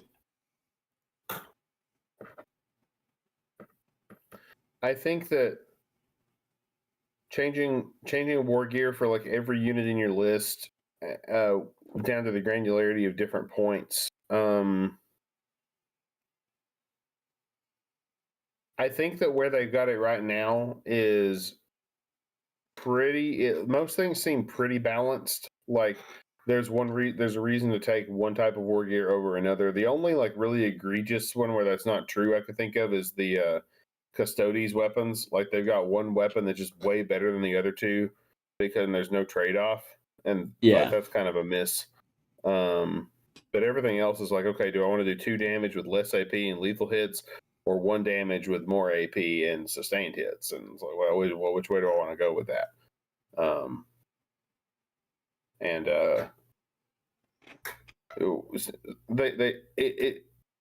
it seems like the whole thing when they got away from war gear points was, well, if they balance all the options against each other, this will be fine. but they're not going to do that. But over Yeah. time, I would argue that they have. It just was a little rocky at first. I think that's fair to say. I think I would agree with that for the most part. I think a lot of it just comes down to as long as they're willing to like change weapons profile, which admittedly is like usually like the last resort from what it looks like. It's relatively rare, but like, Well, um, remember in ninth edition, you didn't have ballistic skill attached to your weapon profile, so that made all kinds of messes because like a las cannon was not the same weapon in one army's hand as it was in the other because of it yeah, would hit on a different value. and say because, but I guess more what I'm talking about is when they add like devastating wounds or lethal hits or something like that. Because like I've noticed with Mm. my sword brethren, prior with the index, yeah, you ran a certain number of like the actual swords in it, but they were just like basic power swords. They weren't even Mm. like natively damage two. They got the buff to damage two, but that's besides the point. Um, but you only ran the minimum you had to because you give another lightning claws, which had the exact same stat line as a power sword, but it had twin linked. Or you gave him a thunder hammer because it had a little different stat line, but it also had devastating wounds. But now with the codex, they gave all of the swords flat lethal hits. So all power swords and sword brethren, all Black Templars in general, have lethal hits now. So it's like, okay, well now I have a reason to take these power swords over just more and more lightning claws because lightning claws don't have lethal. So it's kind Mm. of I wish they would be a little more willing to do that to help differentiate like heavy weapon squads out a little bit, but I also think that like I think a point I kind of like orbited around and didn't quite get to is that in an army scale game like this, I think it's better not to have even more granularity. mm-hmm. Like granular weapons choices make a lot of sense in something like uh, oh, what's the mech game? The Mech Warrior. Is it just Mech Warrior? Yeah, I guess it is. I The think one that it goes Titanicus between is like based on. yeah, it goes between like Mech Yeah, Warrior and BattleTech, depending on what yeah, or exactly they're something trying to like, sell. or even something like Kill Team. But Kill Team is actually like per model, it's not really any more granular than 40k, even though you could handle more customization there. It's very like it's got a lot of rules interactions. Like it's as I don't know. It's a lot like 40k with just multi wound models instead of larger units. It plays pretty similarly. Mm-hmm. Um, It does. It feels very familiar if you played 40k. It does occasionally get into but the issue where it's like this feels familiar, but it actually plays differently, which can be a little when I was annoying. But building a Trench Crusade list, even though I still have not gotten. Okay, I shouldn't complain. I could have played it by now if I wasn't such. If I wasn't. Uh, if I took the initiative, there's people in town playing it now. I could play it some. I would just need to paint up some arcoflagellants to be my wretched and finish my couple of hell knights, and I'd be good to go. But in that game, it is a skirmish level game, and it is pointed war gear. There's two different kinds of points. One of them you can only earn through play, whereas one of them you start with. But there was like I made one list, and then I learned about a mantra for skirmish games, which is boys before toys, where you want to get more guys to start with, and instead of worrying about just having a few guys with super elite gear. And so I went back and retooled it, but it had that level of granularity because like the rules are not as complex as something like Kill Team, and you mm-hmm. can really just like focus on, well, how do I want to put this model together, and hey, he's going to be my special boy because he's got the Ophidian rifle and the mark of Baphomet or whoever, and like uh that's what. Whereas in 40k, you customize a unit by attaching a different character to it, or Mm-hmm. by swapping out from a number of war gear selections. Like there's plenty of granularity there already. It's just like how much do you really need? Like, do you really need to choose between uh bolt pistols and hand flamers for every model in a unit? I've done that. Yeah. That's why I don't. That's why I have a hard time building acolyte units for Gene Stealer cults now, because I used to have some that would have like 2 hand flamers and 3 bolt pistols, and but now Instead, I have 2 different kinds of units with 2 different special rules. That's fun. The ones with auto pistols make a cool melee unit that farms you CP. The ones with hand flamers are really good at taking the other guy's objectives. Yeah. And I like that better. It's like, okay, like make the weapon choice, like lock it in, but then like give it a new rule to balance it around and differentiate it from the other stuff. That's pretty cool. So I greatly prefer the way they're doing it now, and I want to see more of that. Anyway, I've talked a lot. What's chat think? I think chat's kind of chilling. Tim was mentioning that since he first started playing in second edition, started coming back around 10th, which I'm kind of curious when he left. Because if he left like 5th edition, this would have been a massive change. But if he left like around, I guess even like 7th. I heard 7th, and I guess it is the basis for Horus Heresy, so I have some experience with 7th. Fairly different game with its own pros and cons. I'm a baby by that scale. I've only played 9th and 10th, although I kind of played 8th because I was playing with 8th edition codexes for a while, GSC and Guard in 9th, but you know. I mean, I'm kind of in the same boat. Like, I've been a fan of the game. Well, not the game, fan of the like setting for a really long time, but I really only got into the actual game with 9th edition.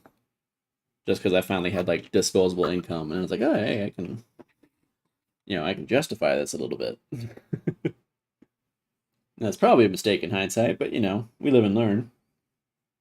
I never knew about tabletop wargaming in general until I was in college, and I remember I had this British guy named Thomas who lived in the same dorm as me, and he was friends with some of my friends, and we both worked for housing for a bit. And I went over to his dorm room once for something or other, and he had like this shelf full of Tyranids, including a Hierophant, like the big bug. And I was just like, what in the world is this? Is all this magical? Like, what's going on here? Because I had gotten into D&D at that point, and so I was kind of learning, what open form tabletop gaming could look like. Because closed form is stuff like Monopoly and Terraforming Mars. Like, it's not the same thing. Yeah. What piece am I missing? Something. I cannibalized part of this sprue in the past, and I don't know what piece I took from it. There should be a sprue guide in the front of the book, though, that'll tell me. Because I got some like secondhand sprues from someone. Oh,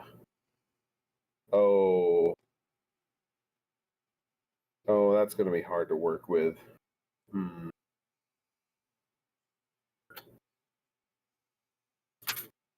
Yeah, it was actually half a chassis, so I may be down one potential model.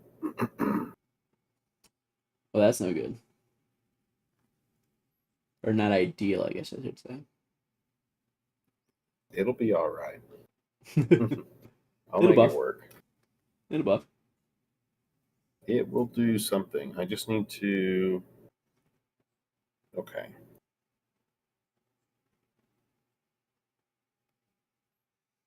Okay.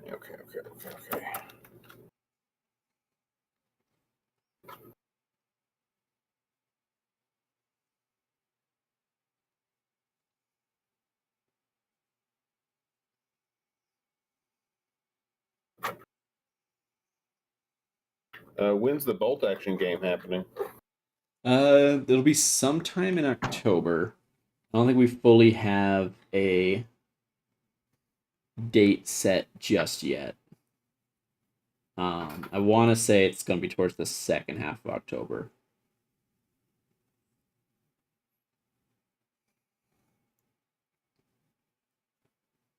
Oh, cannibalized from this sprue too. Oh, interesting enough, Scott apparently kind of knows the brand ambassador for Warlord Games out here. So apparently we're going to get in a little test game with him. maybe. Warlord Games. That's they're the ones that make Bolt Action. Yep. Neat. Yeah, apparently he met him at like a uh he's like their brand ambassador, and apparently he met him at like a store opening out here. Oh. Yeah. Do you watch Tabletop Minions at all? It sounds familiar. Is it like With the one old dude? guy, Uncle Yeah, Adam? I Yeah. think so, yeah. Not I met very him at often, but mm, sometimes. I met him at Gen Con when Oh. Scott and I went a couple years ago. Yeah, I couldn't remember his name. I like he was like right over my shoulder watching the group like learn to play Kill Team game. I looked over my shoulder and I like looked him in the face and I was like, wait a minute, I've seen that guy before. And I just started looking through my YouTube history, like, what's this guy's name? And there he was. And then I turned back and I was like, hey, are you Tabletop Minions? And he was like, I don't think he gets called by his channel name very often. So it took him a second, but he was like, oh yeah. He was he asked if it was my first show, and I'm like, it's not my first Gen Con, but it is my first Gen Con since getting into Warhammer. So financially, Basically a whole new show. yeah, basically. Uh, I can confirm that that is like normal with like all levels of celebrity. Because one time I met Taylor Swift in a Oh, random uh like antique shop in Tennessee. was it And in like Franklin? it was. I might have told you the story actually. No, I'm just making a guess because I heard she was from there or from near there, and I've been to an event in Franklin. Okay. Yeah, apparently Maybe you Franklin told maybe you told me. I might have, but I don't think I mentioned on the channel, but yeah, it wasn't Franklin. I think well my mom told me before we even went to the antique shop. She was like, yeah, a lot of like country stars come out of Nashville and like this is kind of where they come down to like hang out and stuff. And I was like, ah, cool, neat, and like moved on. And then yeah, lo and behold, we were at an antique shop, and I was walking down an aisle and I looked up and I saw her, and like I looked back at my phone. I kept walking for a second. And I stopped and like I turned around, and my mom Wait a was down second. there, and she was like, "Was that Taylor Swift?" And I was like, "Yeah, I think so." That's crazy. Was Yeah, this during her? Was this during her country music days still? yeah, because this would have been like Yeah. 2009, I think. Yeah, Yeah. Okay. Yeah, she probably has trouble going out in public these days. Like too recognizable. yeah. Well, it's kind of funny because like as we left, we're like, because we got a picture too and stuff. And we're like, "Wow, that's crazy."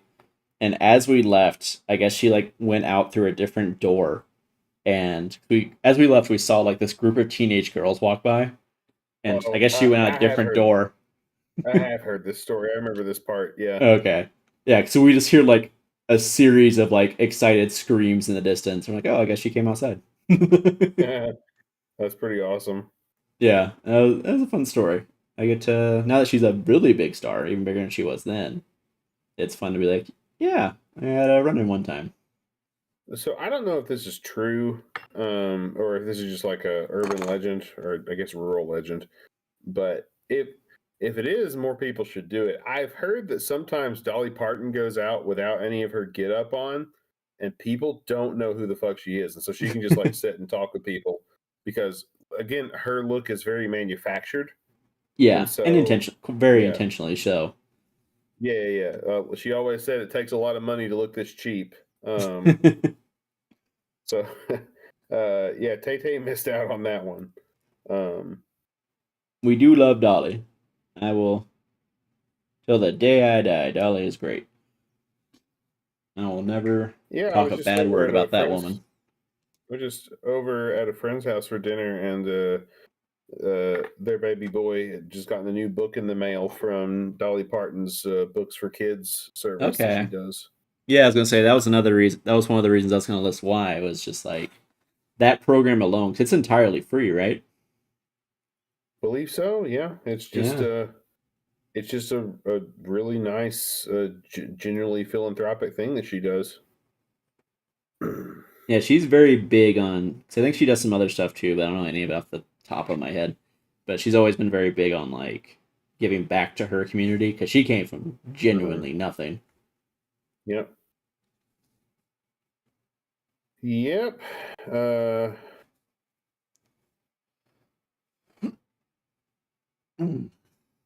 Back is getting toit. I've been to her theme park 4 times, and it's pretty good. At least it was. It was back when I was in middle and high school. Okay, yeah, I've never been. I've been to like the Grand Old Opry, and we actually stayed at the hotel. I think it was during that trip when we were out at Franklin. We stayed out Oh, there for a few days. Opry Mills Hotel. I think so, yeah. I never stayed there, but I visited it a couple times under a number of different circumstances. Um, there was one time that it flooded, uh, and they had to do a lot of repairs. They also wait, no, it was the Opryland Hotel. Opry Mills was the big mall next to it. And I think that's what flooded. Maybe they both flooded, Yeah, heck, but they might be connected too. So, if I had to guess, I don't know. I've only been to Opry Mills twice, and I remember once was the only time I've ever gone to see a movie alone. It was when I was in high school or middle school, and it was the Tom Cruise War of the Worlds movie. Oh, well, Oh, no wonder you've never been to yeah. see a movie alone since. I remember Dakota Fanning screamed a lot in that movie, and it was very harsh on my younger ears. Now I was there for like a Sunday school group trip, and it was novel to be able to go and watch a movie on my own, so I did. That's fair. It never hurts to have a nice little sense of exploration, especially when you're younger and you can kind of do that stuff a bit easier in some ways. Yeah. Not so easy in Well, others. when you have a chance to do something without your parents. Yeah.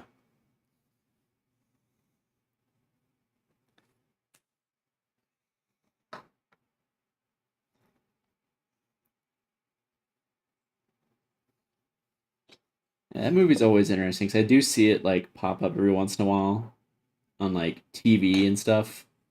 And like it's not the world's worst movie if you just kind of watch little clips of it.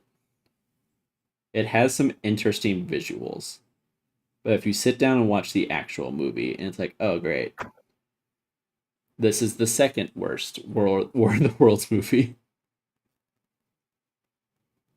I think I saw an old Lindsay Ellis video about it, and she pointed out that it was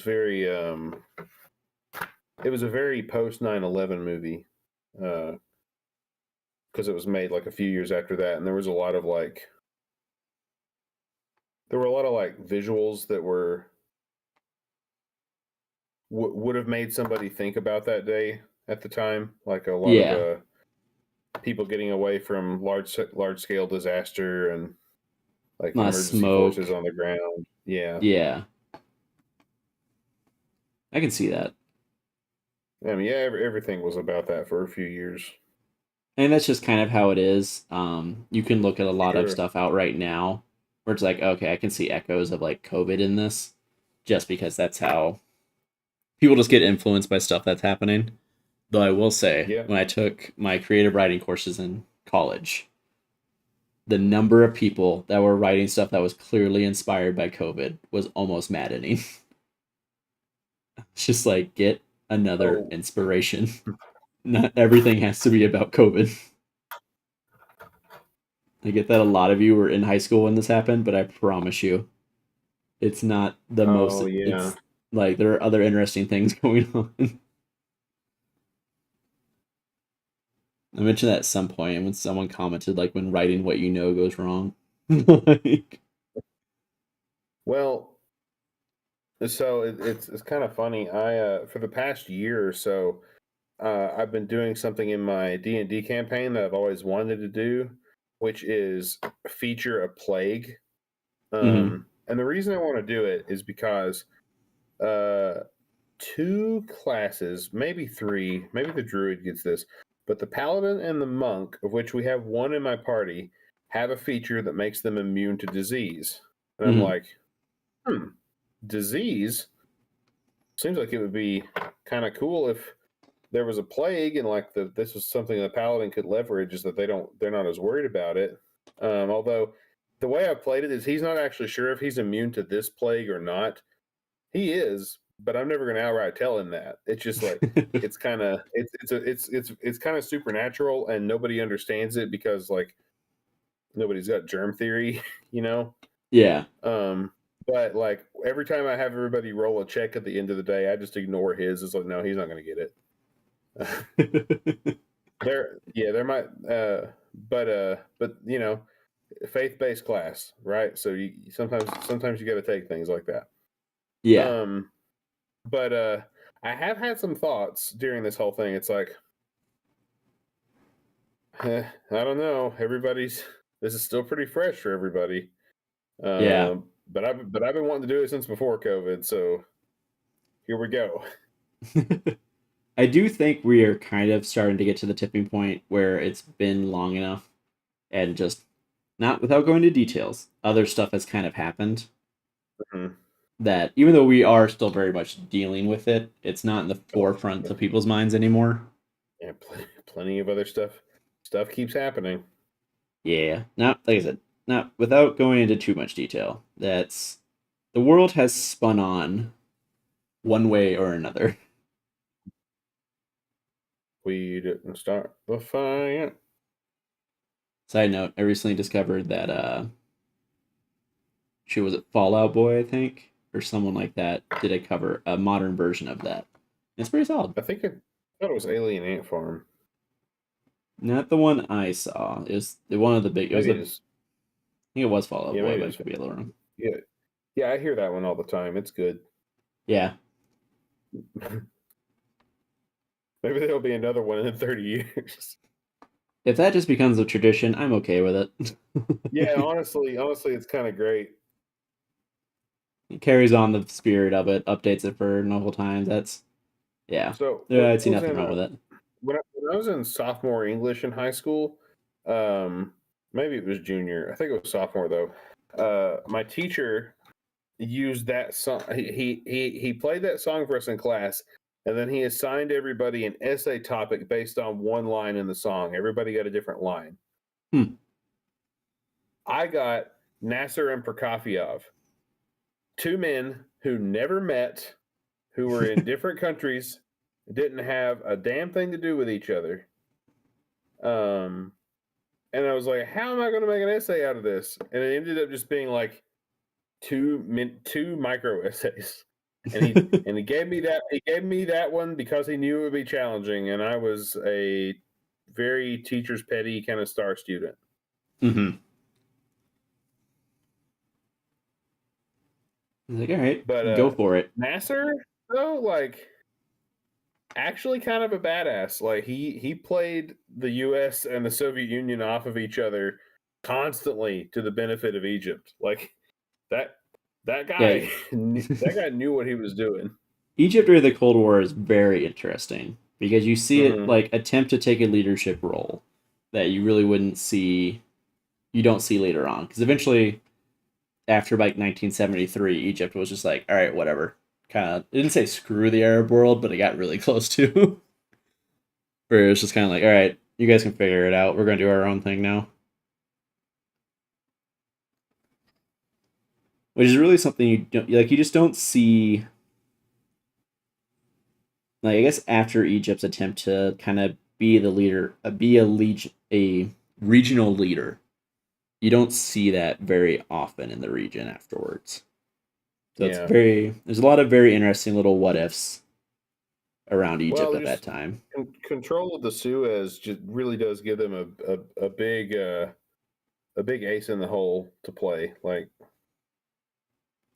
It gives them a lot of global influence outside of their size. Yeah. yeah, Which is already pretty big. So it is, I think it's the most populous Arab country.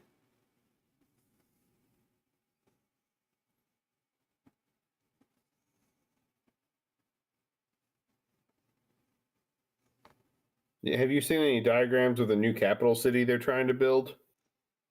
No, I haven't.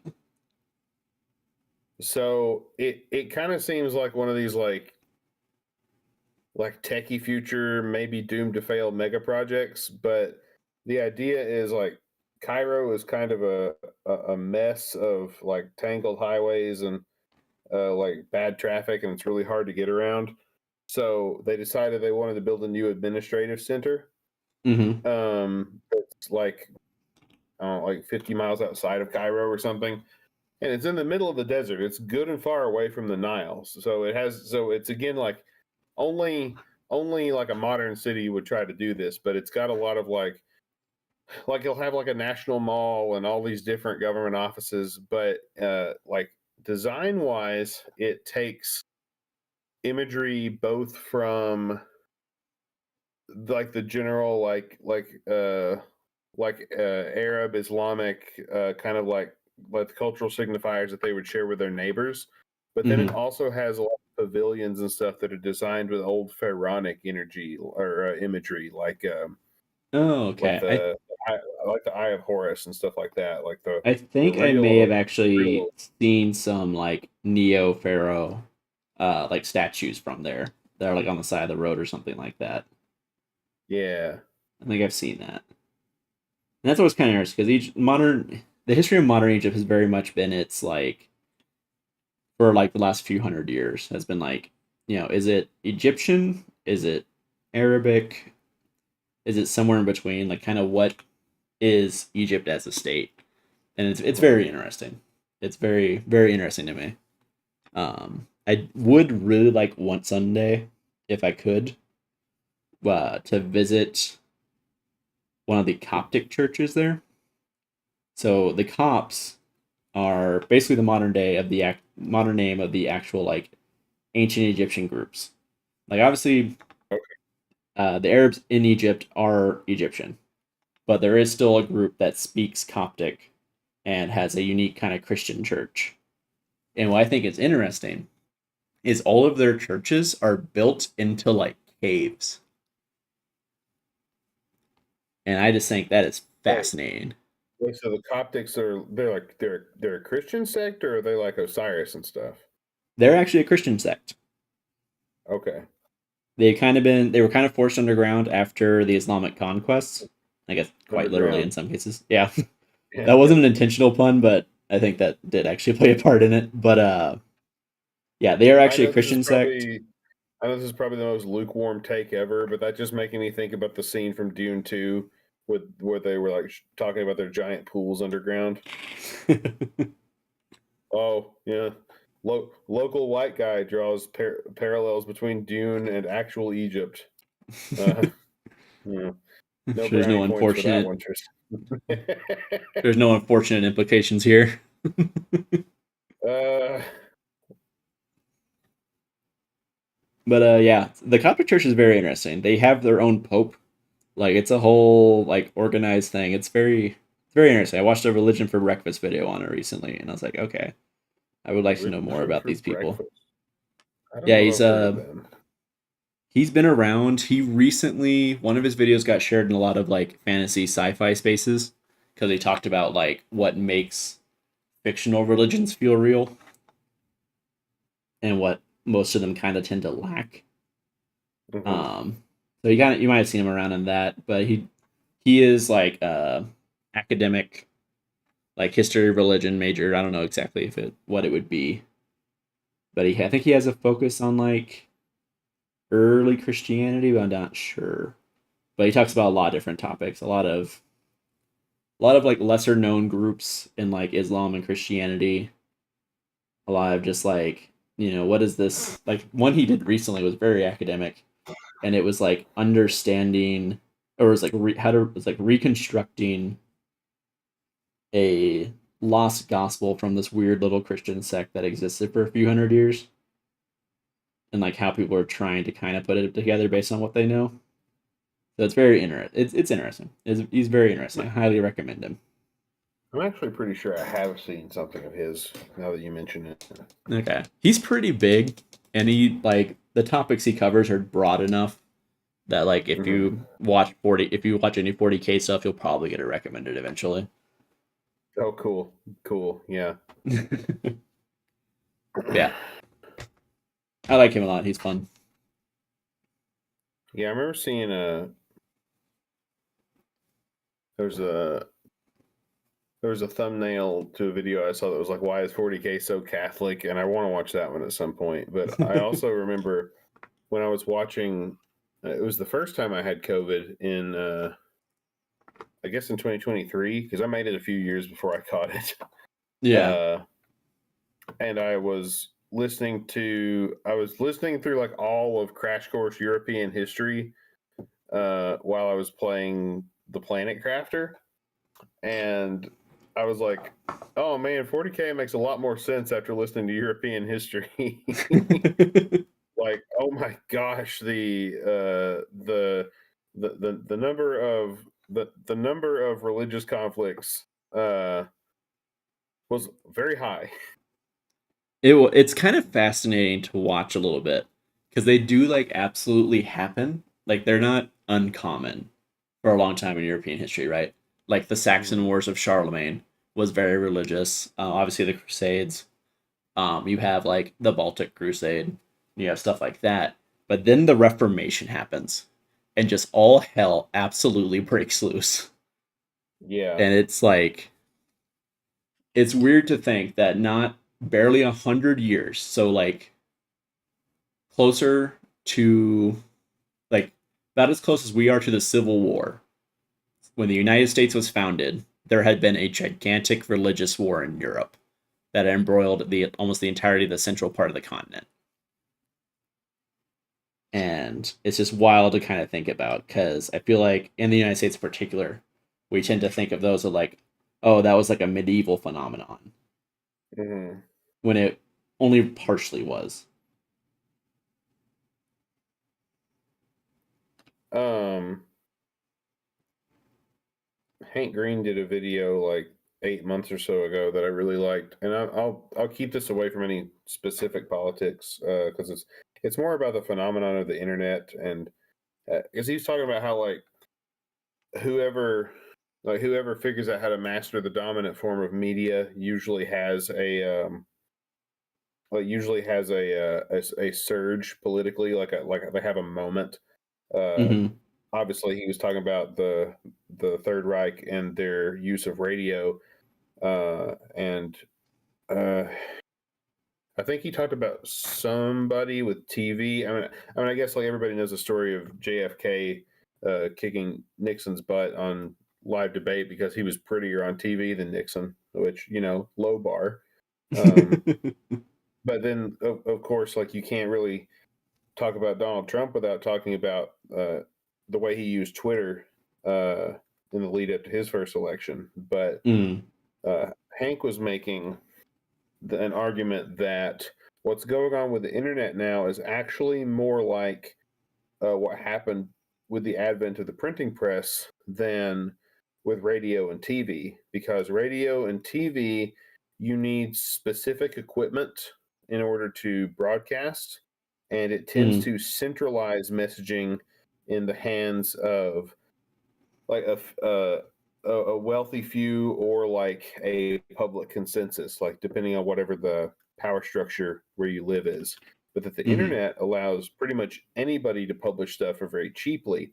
And what the printing press did a lot of back in the day was not books and Bibles and all that, but like little 5-page pamphlets that you could just anybody could write one and get their printer to print a bunch of them, and then you could leave them around because like when you've got to change the typeface on the whole sheet to make a new page, it's easier to make very many copies of something with a small number of pages than one copy of something with a lot of pages. That's what, and so pamphlets were a big deal for a while. And so they were kind of like the microblogs of their day. So Mm-hmm. anybody with a weird take or an idea for a splinter religion could start making a pamphlet and you just and everybody's you get like echo chambers and all that back then.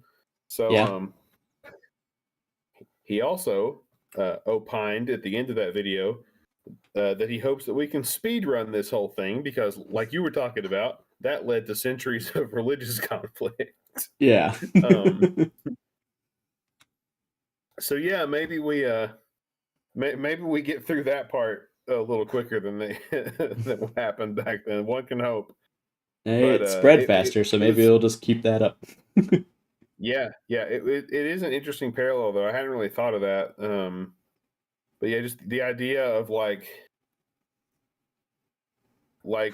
preacher Kevin the Fifth's micro pamphlet about like the I don't know some weird hot take about Jesus being Yeah. like the equivalent of a strange blog back then just kind of cracks me up. It's like, oh yeah, that'd I be kind of mean, wild. even when you think of it in like non-religious terms, like even in purely secular terms, it's not unfair to call the American Revolution one of the first like um, Proxy revolutions wars. by paper. Well, I mean, it was a proxy war. Mm. Well, except until it got direct for a little bit, kind of. But because like what was it, Thomas Paine and Common Sense? That was how a lot of early support was built up. Was just publishing these pamphlets and spreading them around because they're hard Right. to keep track of. If you can print 100 of them and pass them out to 100 people, how do you control that information in anything resembling a timely manner, especially when you can't communicate with central authorities on the other side of the planet in faster than Mm-hmm. like 3 months? Yeah, that's a good point.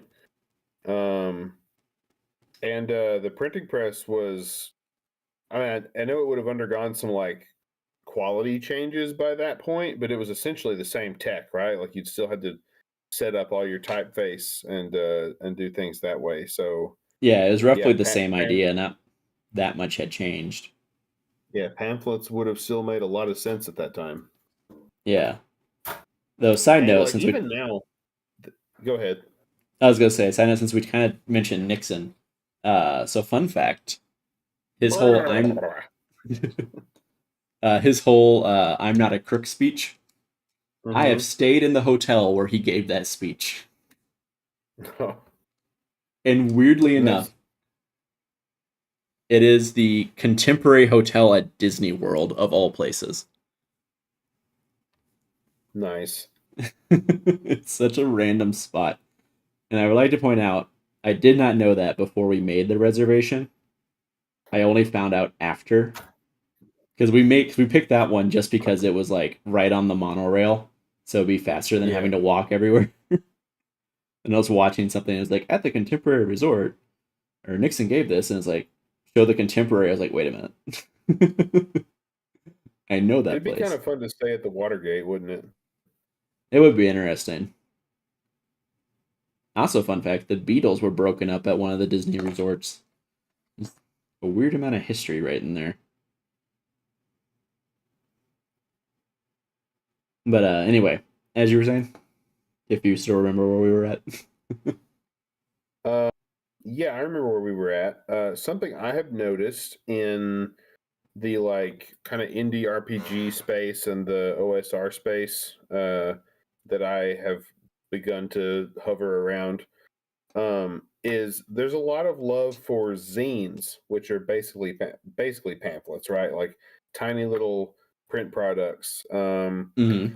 Now, I do think a lot of it's just nostalgia because a lot of the people in the OSR remember playing D&D in the 80s when there wasn't an internet and the whole world kind of moved to the speed of print and mail. Mm-hmm. Um, and like anything you could fit in a zine, you could also fit in a pretty small size PDF. But there is something nice about browsing it in that format and like picking something up and having it at your table. Because one of the things I like about tabletop games, which is easier to do with D&D than with Warhammer, is that it's an analog hobby that gets you off of a screen. With Yeah. Warhammer, the amount of like points changes and rules updates, you pretty much need one app or another now. Which, by the way, New Recruit is way better than the official app. I Um, actually kind of prefer the hot take. I actually prefer the official app to New Recruit. I like New Recruit for uh, 30K. Don't get me wrong, but I personally do, prefer. do you pay for Warhammer subscription service? I do. I do. Well, then that's why. Okay, well that's fair, but like at this point, if you're not paying for it, you're not getting anything because they've taken all the free Oh, stuff off. So that's cheating a little bit. But yeah, that's fair. That's fair. As far as the free options go, new recruit, 100%, mhm. 10% the best. Absolutely. You will not Here's hear the any thing. argument from me. I started supporting New Recruit because I liked it so much. I decided they were worth the little pay what you want, or well, what uh, Oh, I am low on I think it morphine comes out to gland. being about $3 a month, which is half of what GW's is. Mm-hmm. Um, so the reason I got into New Recruit though was because I was running Brood Brothers when the Guard Codex came out, and I said I am not going to buy a Codex just to run the worst attachment in my Codex. That is fair.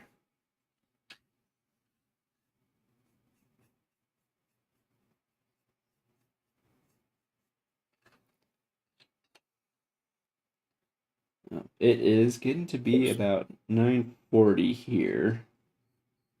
I don't think Scott is coming, even though he texted me like 40 Right. minutes ago saying he was a little delayed, but he was trying. So I don't think he's You, gonna show up. But you want to go till the top of the hour? that's what I was thinking. 10 o'clock. So I do got to work in the morning. Yeah, I mean that's 11 for me, so I'm fine with that. Yeah, fair, fair. All Yeah, I right. finished one penitent engine, and I'm getting the legs and hips of the second one built. This one's going to be a mortifier. I think Scott's girlfriend did he told you that he's getting her into Sisters Battle, right? Yes, I think the mortifier she said is like the one unit she refuses to use just because it is just a little too dark. that's fair. I don't disagree. It is pretty awful. Or actually, does it come in the combat patrol, or is that something else? The old combat patrol had a penitent engine. I don't think that there's one or a mortifier in the new one. Now Okay. wait a minute, hold on. She specifically doesn't want to use the mortifier. Is she okay with using the penitent engine? That seemed to be what she said. I think it was the active torture of the mortifier that she didn't care for. But that though I'm not sure the penitent engine is much better.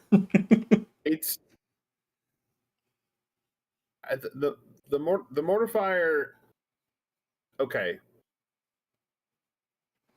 so there's a gender war point I can make here, where she's okay with the one that has the dude mounted on the front of it.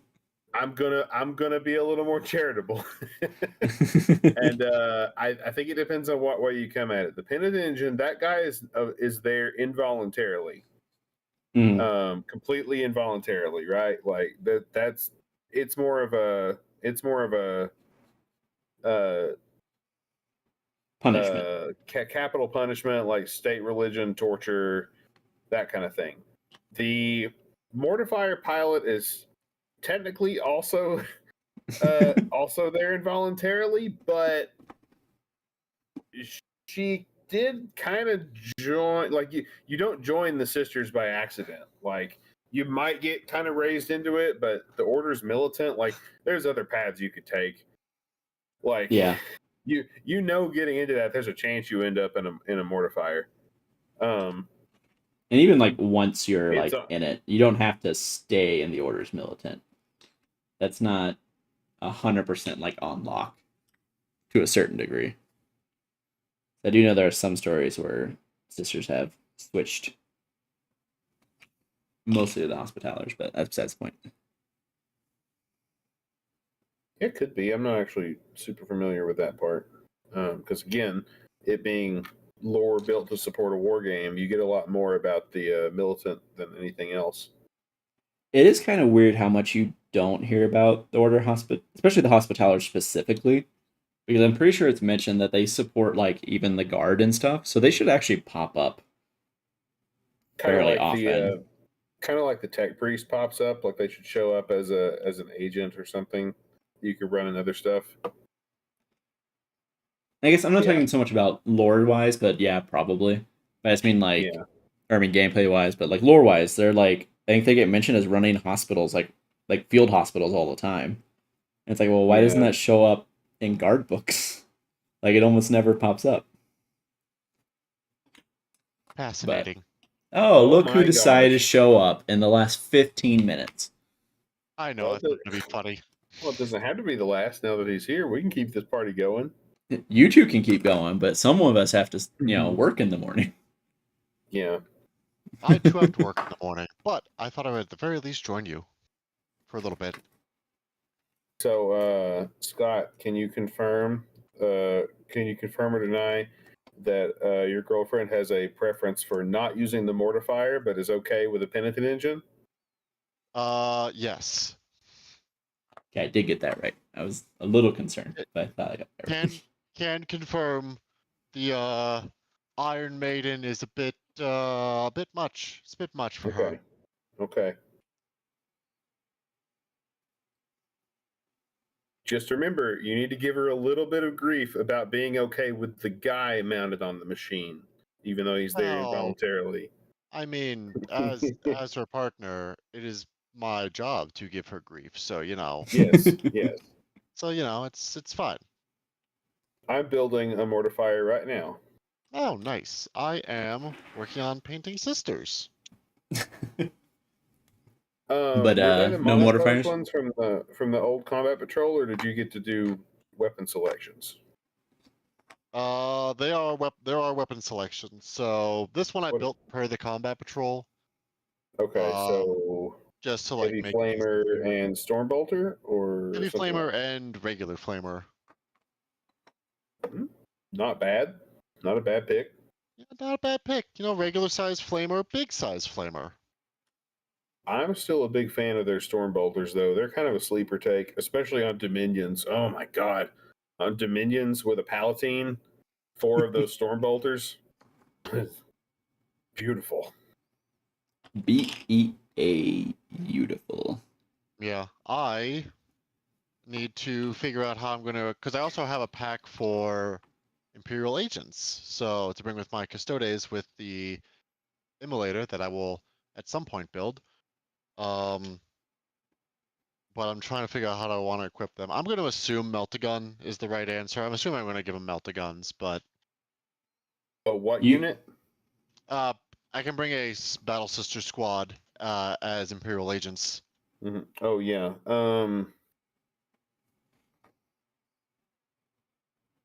If the box, so the box doesn't come with a multi-melta, is the problem. Yeah, I noticed that little gripe right there. Yeah, were you online when I ran into that problem a week or two ago? I think I was actually, yeah. I was so committed. I was going to be like multi-melta and flamer, and then I was like looking through the box, like, wait, where's the gun? where is it? Also, where is the base for this mortifier? Don't worry, it has the mono melta at least. Yeah, and those are fine. What you can do, since there's extra meltas in there, because it's a okay, I do have extra 50 mil bases. Since there's extra meltas in there, in case you wanted to run them as Dominions, which I think Dominions fully kitted with melta rifles is also a pretty good pick. That you can do a lot with that. That is true. I can't run them for Imperial agents, but that yeah. As sisters, non-Imperial agents. you should probably get those Imperial agents done soon, so you can run them on the off chance they're not included in the next edition. Anyway, the thing I was trying to say is, since there's so many extra single meltas in there, you can cut and paste a little bit, chop up the heavy flamer and turn it into a multi-melta. Put the right barrels on it. Keep them together. Yeah, that's a kit bash I saw that works pretty well. That is fair. Yeah, I need to. Yeah, right now at the top of my list is getting these sisters painted. Then I have some crates I need to paint at some point, and then I need to start working on those Necrons. Oh, side note, I I was have gonna a ask about your Necrons. Yeah, they're in the box still. I have the paint scheme in mind. It's just a matter of racking and stacking things at this point. What color are you gonna paint them, by the way? I was gonna do white, but I also wanted to do like a little conversion work to just make them all like faceless robots. So Okay, just like make their face smooth. because I the thought it'd be a squad little I extra literally horrifying. just finished, the main dude has a Necron like in a rack on his power pack. I'm debating if I want to paint it the same way you're gonna paint your dudes. I mean, it'd be fun. It's just, take a little green stuff and fill in the eyes if you want to really keep it really match. I mean, he could be like oh all broken up, so I'm not super concerned about that one. Plus, he's speaking already of painted, so speaking of characters that carry bits of other factions around with them, have you guys read or listened to any of the lore for that new Votan guy yet with the Tyranid parts? yes, I Bro, have yes. not. bro, I All I that put know a is is rock and stone. I put yeah. a meme Okay. on the channel based on his lore. Oh, I might have to go look that. You might need to tag that one for me. I'll throw it into our little chat. So, so Scott, he's the last of the old squats, the ones Yeah. who were canonically eaten by the Tyranids, and Okay. now he just Okay. now he just shows up at random battlefields and like charges headlong into the gullet of like a Turvagon or something, and like just cuts his way out from the inside and keeps going. Oh, And he's basically insane. Like he's a madman. Like he's just trying to even the score for his entire clan getting swallowed. yeah, just like And like shows up randomly yeah, Yeah. so He is so called the cool. thrice devoured for a reason. because he lost the ability to count past 3. Yeah. I mean, I like that. I like that. I just like He's- the thought of just like a random battle that you hear in the distance incoherent screaming. Like, what the fuck is that? Then lo and behold, here comes the thrice devoured over the hill with a steel chair.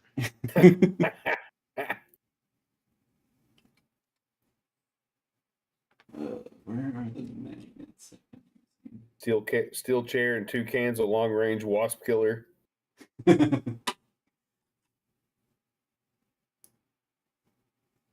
All right. Oh, I did pick up the British Army book today for our Saturday side quest. I was telling Tristan about that. Yeah, we have the new store in town, so they're very well stocked on both bolt action and K40. Apparently, the new edition for Conflict 47 came out last weekend, so they have a very big stock of that. I What are was the kind Brits of. like in bolt action? Hmm? What are the Brits like in bolt action? Are they as like uh emplacement focused as they were in various installations of Company of Heroes? No, they're pretty flexible just because they kind of have okay, so there is an issue with bolt action in the fact that the bigger a nation is, the more options the bigger the nation is, the longer it is in the war, the more options it's going to have so it can like tech into whatever it needs to, right? Well, Right. because Britain has all the colonies that it could rely on, there's One way options to put for it. everything, really. But they have they have a couple special rules. One makes their artillery more precise, or more reliable, rather.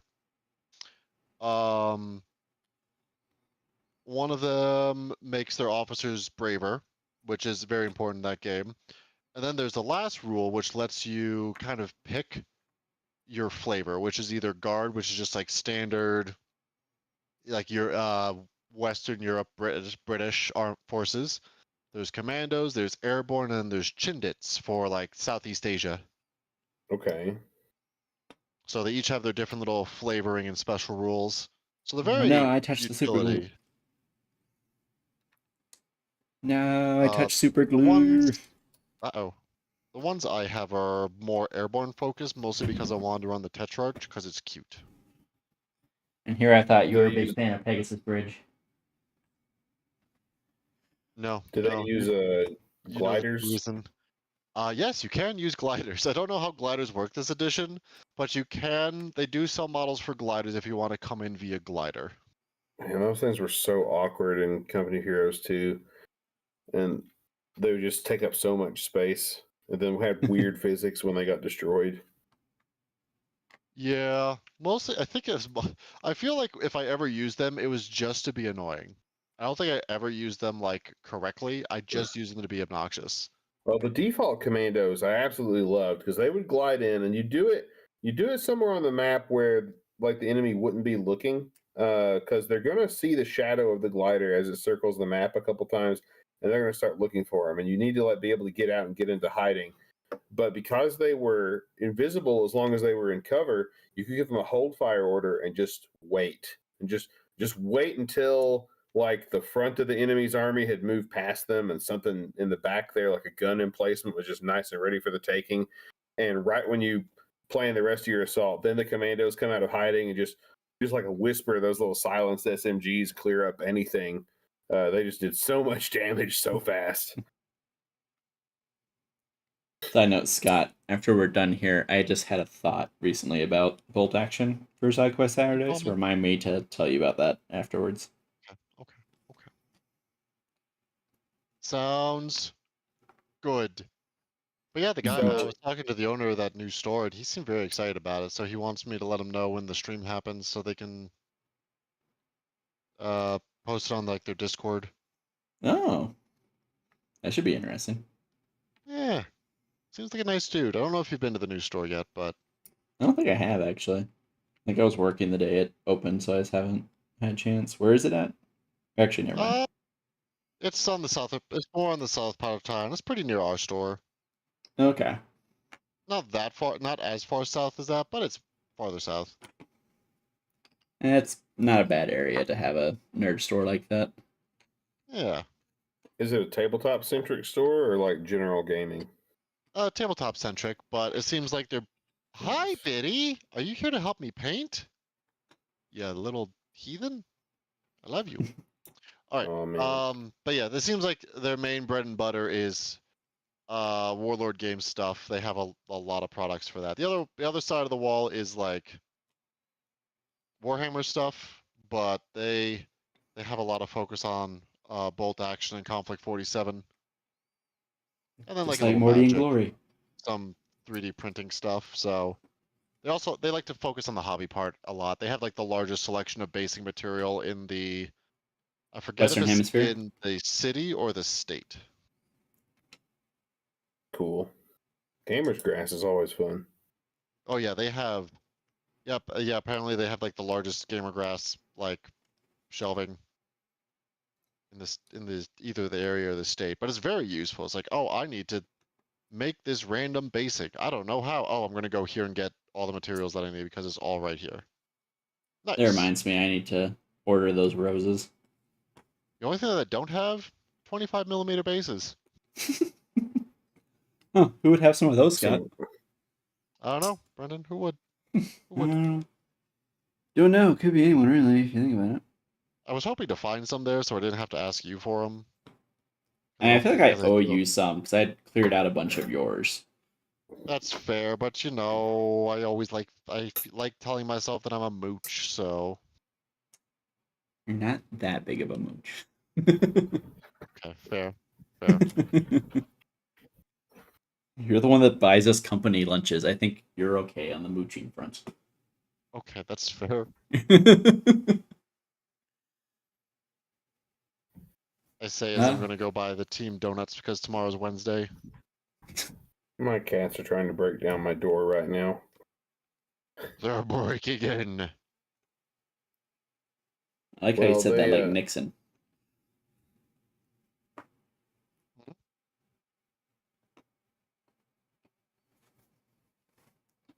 What do you say Well, about Nixon? I don't know. Just the way you said that sounded like Nixon from Futurama. Yeah. Yeah. But I mean, have you not played? Did you ever play Nazi Zombies? Not really, no. Oh yeah, no, he's in Nazi Zombies. I mean, that tracks. It's like it's one of them's in like the White House where you're either really bad Oh, impersonation JFK, I really bad remember. impersonation Fidel Castro, really bad impersonation Richard Nixon, or really bad impersonation I forget who the fourth one was. Okay, I think I do actually remember that one back in the day. I think I do remember that. Well, anyway, Apparently, oh we sorry, are go kind ahead. of getting towards the end here. Last couple minutes, so Yeah, I was gonna say it's been a pretty quiet night for chat. I feel like I've been talking the whole time. I hope that didn't drive anybody off. But No, I we're mean, at here to one hang point out. we got up to that's like great. 7 or 8 concurrent viewers at a couple of Oh, that's weird. points. So we Oh, actually did pretty cool. solid. I This wasn't is actually watching that. I really was just good watching for. the active chatters. Yeah, I had keep half an eye on the concurrent viewers just because I like to know because that's my part of the job. Yeah, we actually did I've pretty been good looking tonight. at.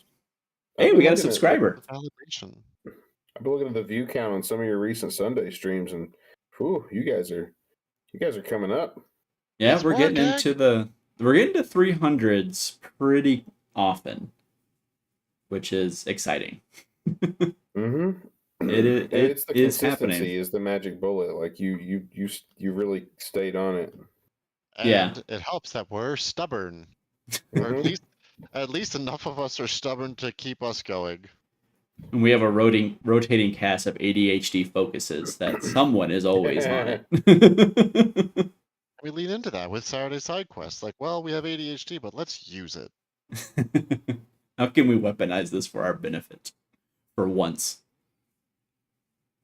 Um, yeah, we're kind of getting to the end of the night. We did get a subscriber tonight, so if they're still watching, hey, you never said anything, but we're glad you're here. Oh God, Excuse me. Tristan, no! No, we Buddy. lost Tristan. I'm all right. Just Man, coughed. Well, Scott, since Brenden! you were the last one Brenden! here and did the least, would you like to Oh, kind of lead yeah. us out a little bit and kind of go over what we have Well, going on? thank you guys for joining us. If you have somehow made it this far and have not liked and subscribed, please do that. Brenden enjoys the validation because, as we can see from today, sometimes we leave him hanging. So you guys are the only things keeping him going. Let's see what else. We have double stream weekend this coming weekend, which I need to make thumbnails for. But we have a double stream weekend this coming weekend. On Saturday we will have the return of Sean for Warhammer 30K, the Horus Heresy versus our boy Jonathan. What will happen? I don't know. Somebody's going to get bullied. Somebody might cry. Might be me. I don't know. We'll figure it out. Then on Sunday, it'll be Brenden versus friend of the channel, Tim, who looks like he's been fairly active on this chat. It'll be He's the fairly active premiere of the early on. channel for Dark Angels. Yes, Dangles? that'll probably Yeah. be Guard versus Dark Angels, just because Guard I haven't versus played my Guard one. Dangles. So that'll be a Officer fun game. Dangles. Yeah. If you guys have not, please be sure to sign up if you're interested to. Okay, so if you guys think that you can beat us in games, you probably can, but you can validate that data by signing up for Chat versus Dawn or Us versus Chat in Dawn of War Remaster. Link for that is in the Discord, which should also be in the bio or in the description for the video. So join that Discord. Sign up, see if you can kick our butts. Maybe you can, but maybe you can't. I like their the odds, signups? to be honest with you. How are the signups looking so far? I have one. And this is the first Dawn of War? Yes, the one that just got remastered. Oh, I didn't know that happened. Oh yeah, it just got remastered less than a month ago at this point. Well, yeah, they made it 32 or 64-bit and everything. They made all the mods. They made it compatible with all the current mods that existed. They refreshed the graphics. Yes. They got bullied for the trailer and had to change the sounds back to the sounds of the original trailer because they changed a couple things. Well, I heard that a fourth one was coming out. Yes. Yes, Because it whenever just they got do announced. a remaster, it's usually like a month later they're gonna announce the sequel. Because the same thing happened with Space Marine. Oh, okay. So I called that one. But yep, there's a new one announced. I don't think it's coming out till next year. At some well, we're running out of this year, so at some point next year, I want to say.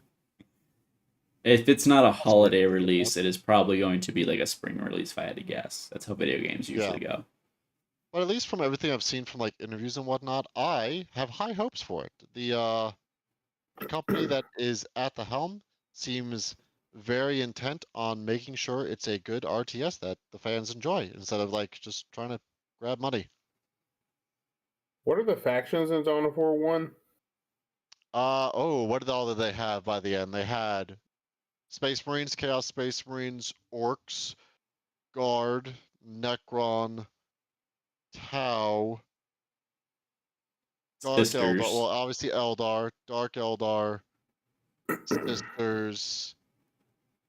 I think the main ones we never got were Tyranids. Yeah. I don't think they were Tyranids in the first one. They were in the second one, but the second one was a fairly different game. I prefer the second one personally, but that's neither here nor there. Well, we should probably call it a night because it's after 10 o'clock. So, Tristan, you get to join us in saying a big goodbye to everyone. Bye, So everybody. long, adieu, auf Wiedersehen, goodbye. Bye.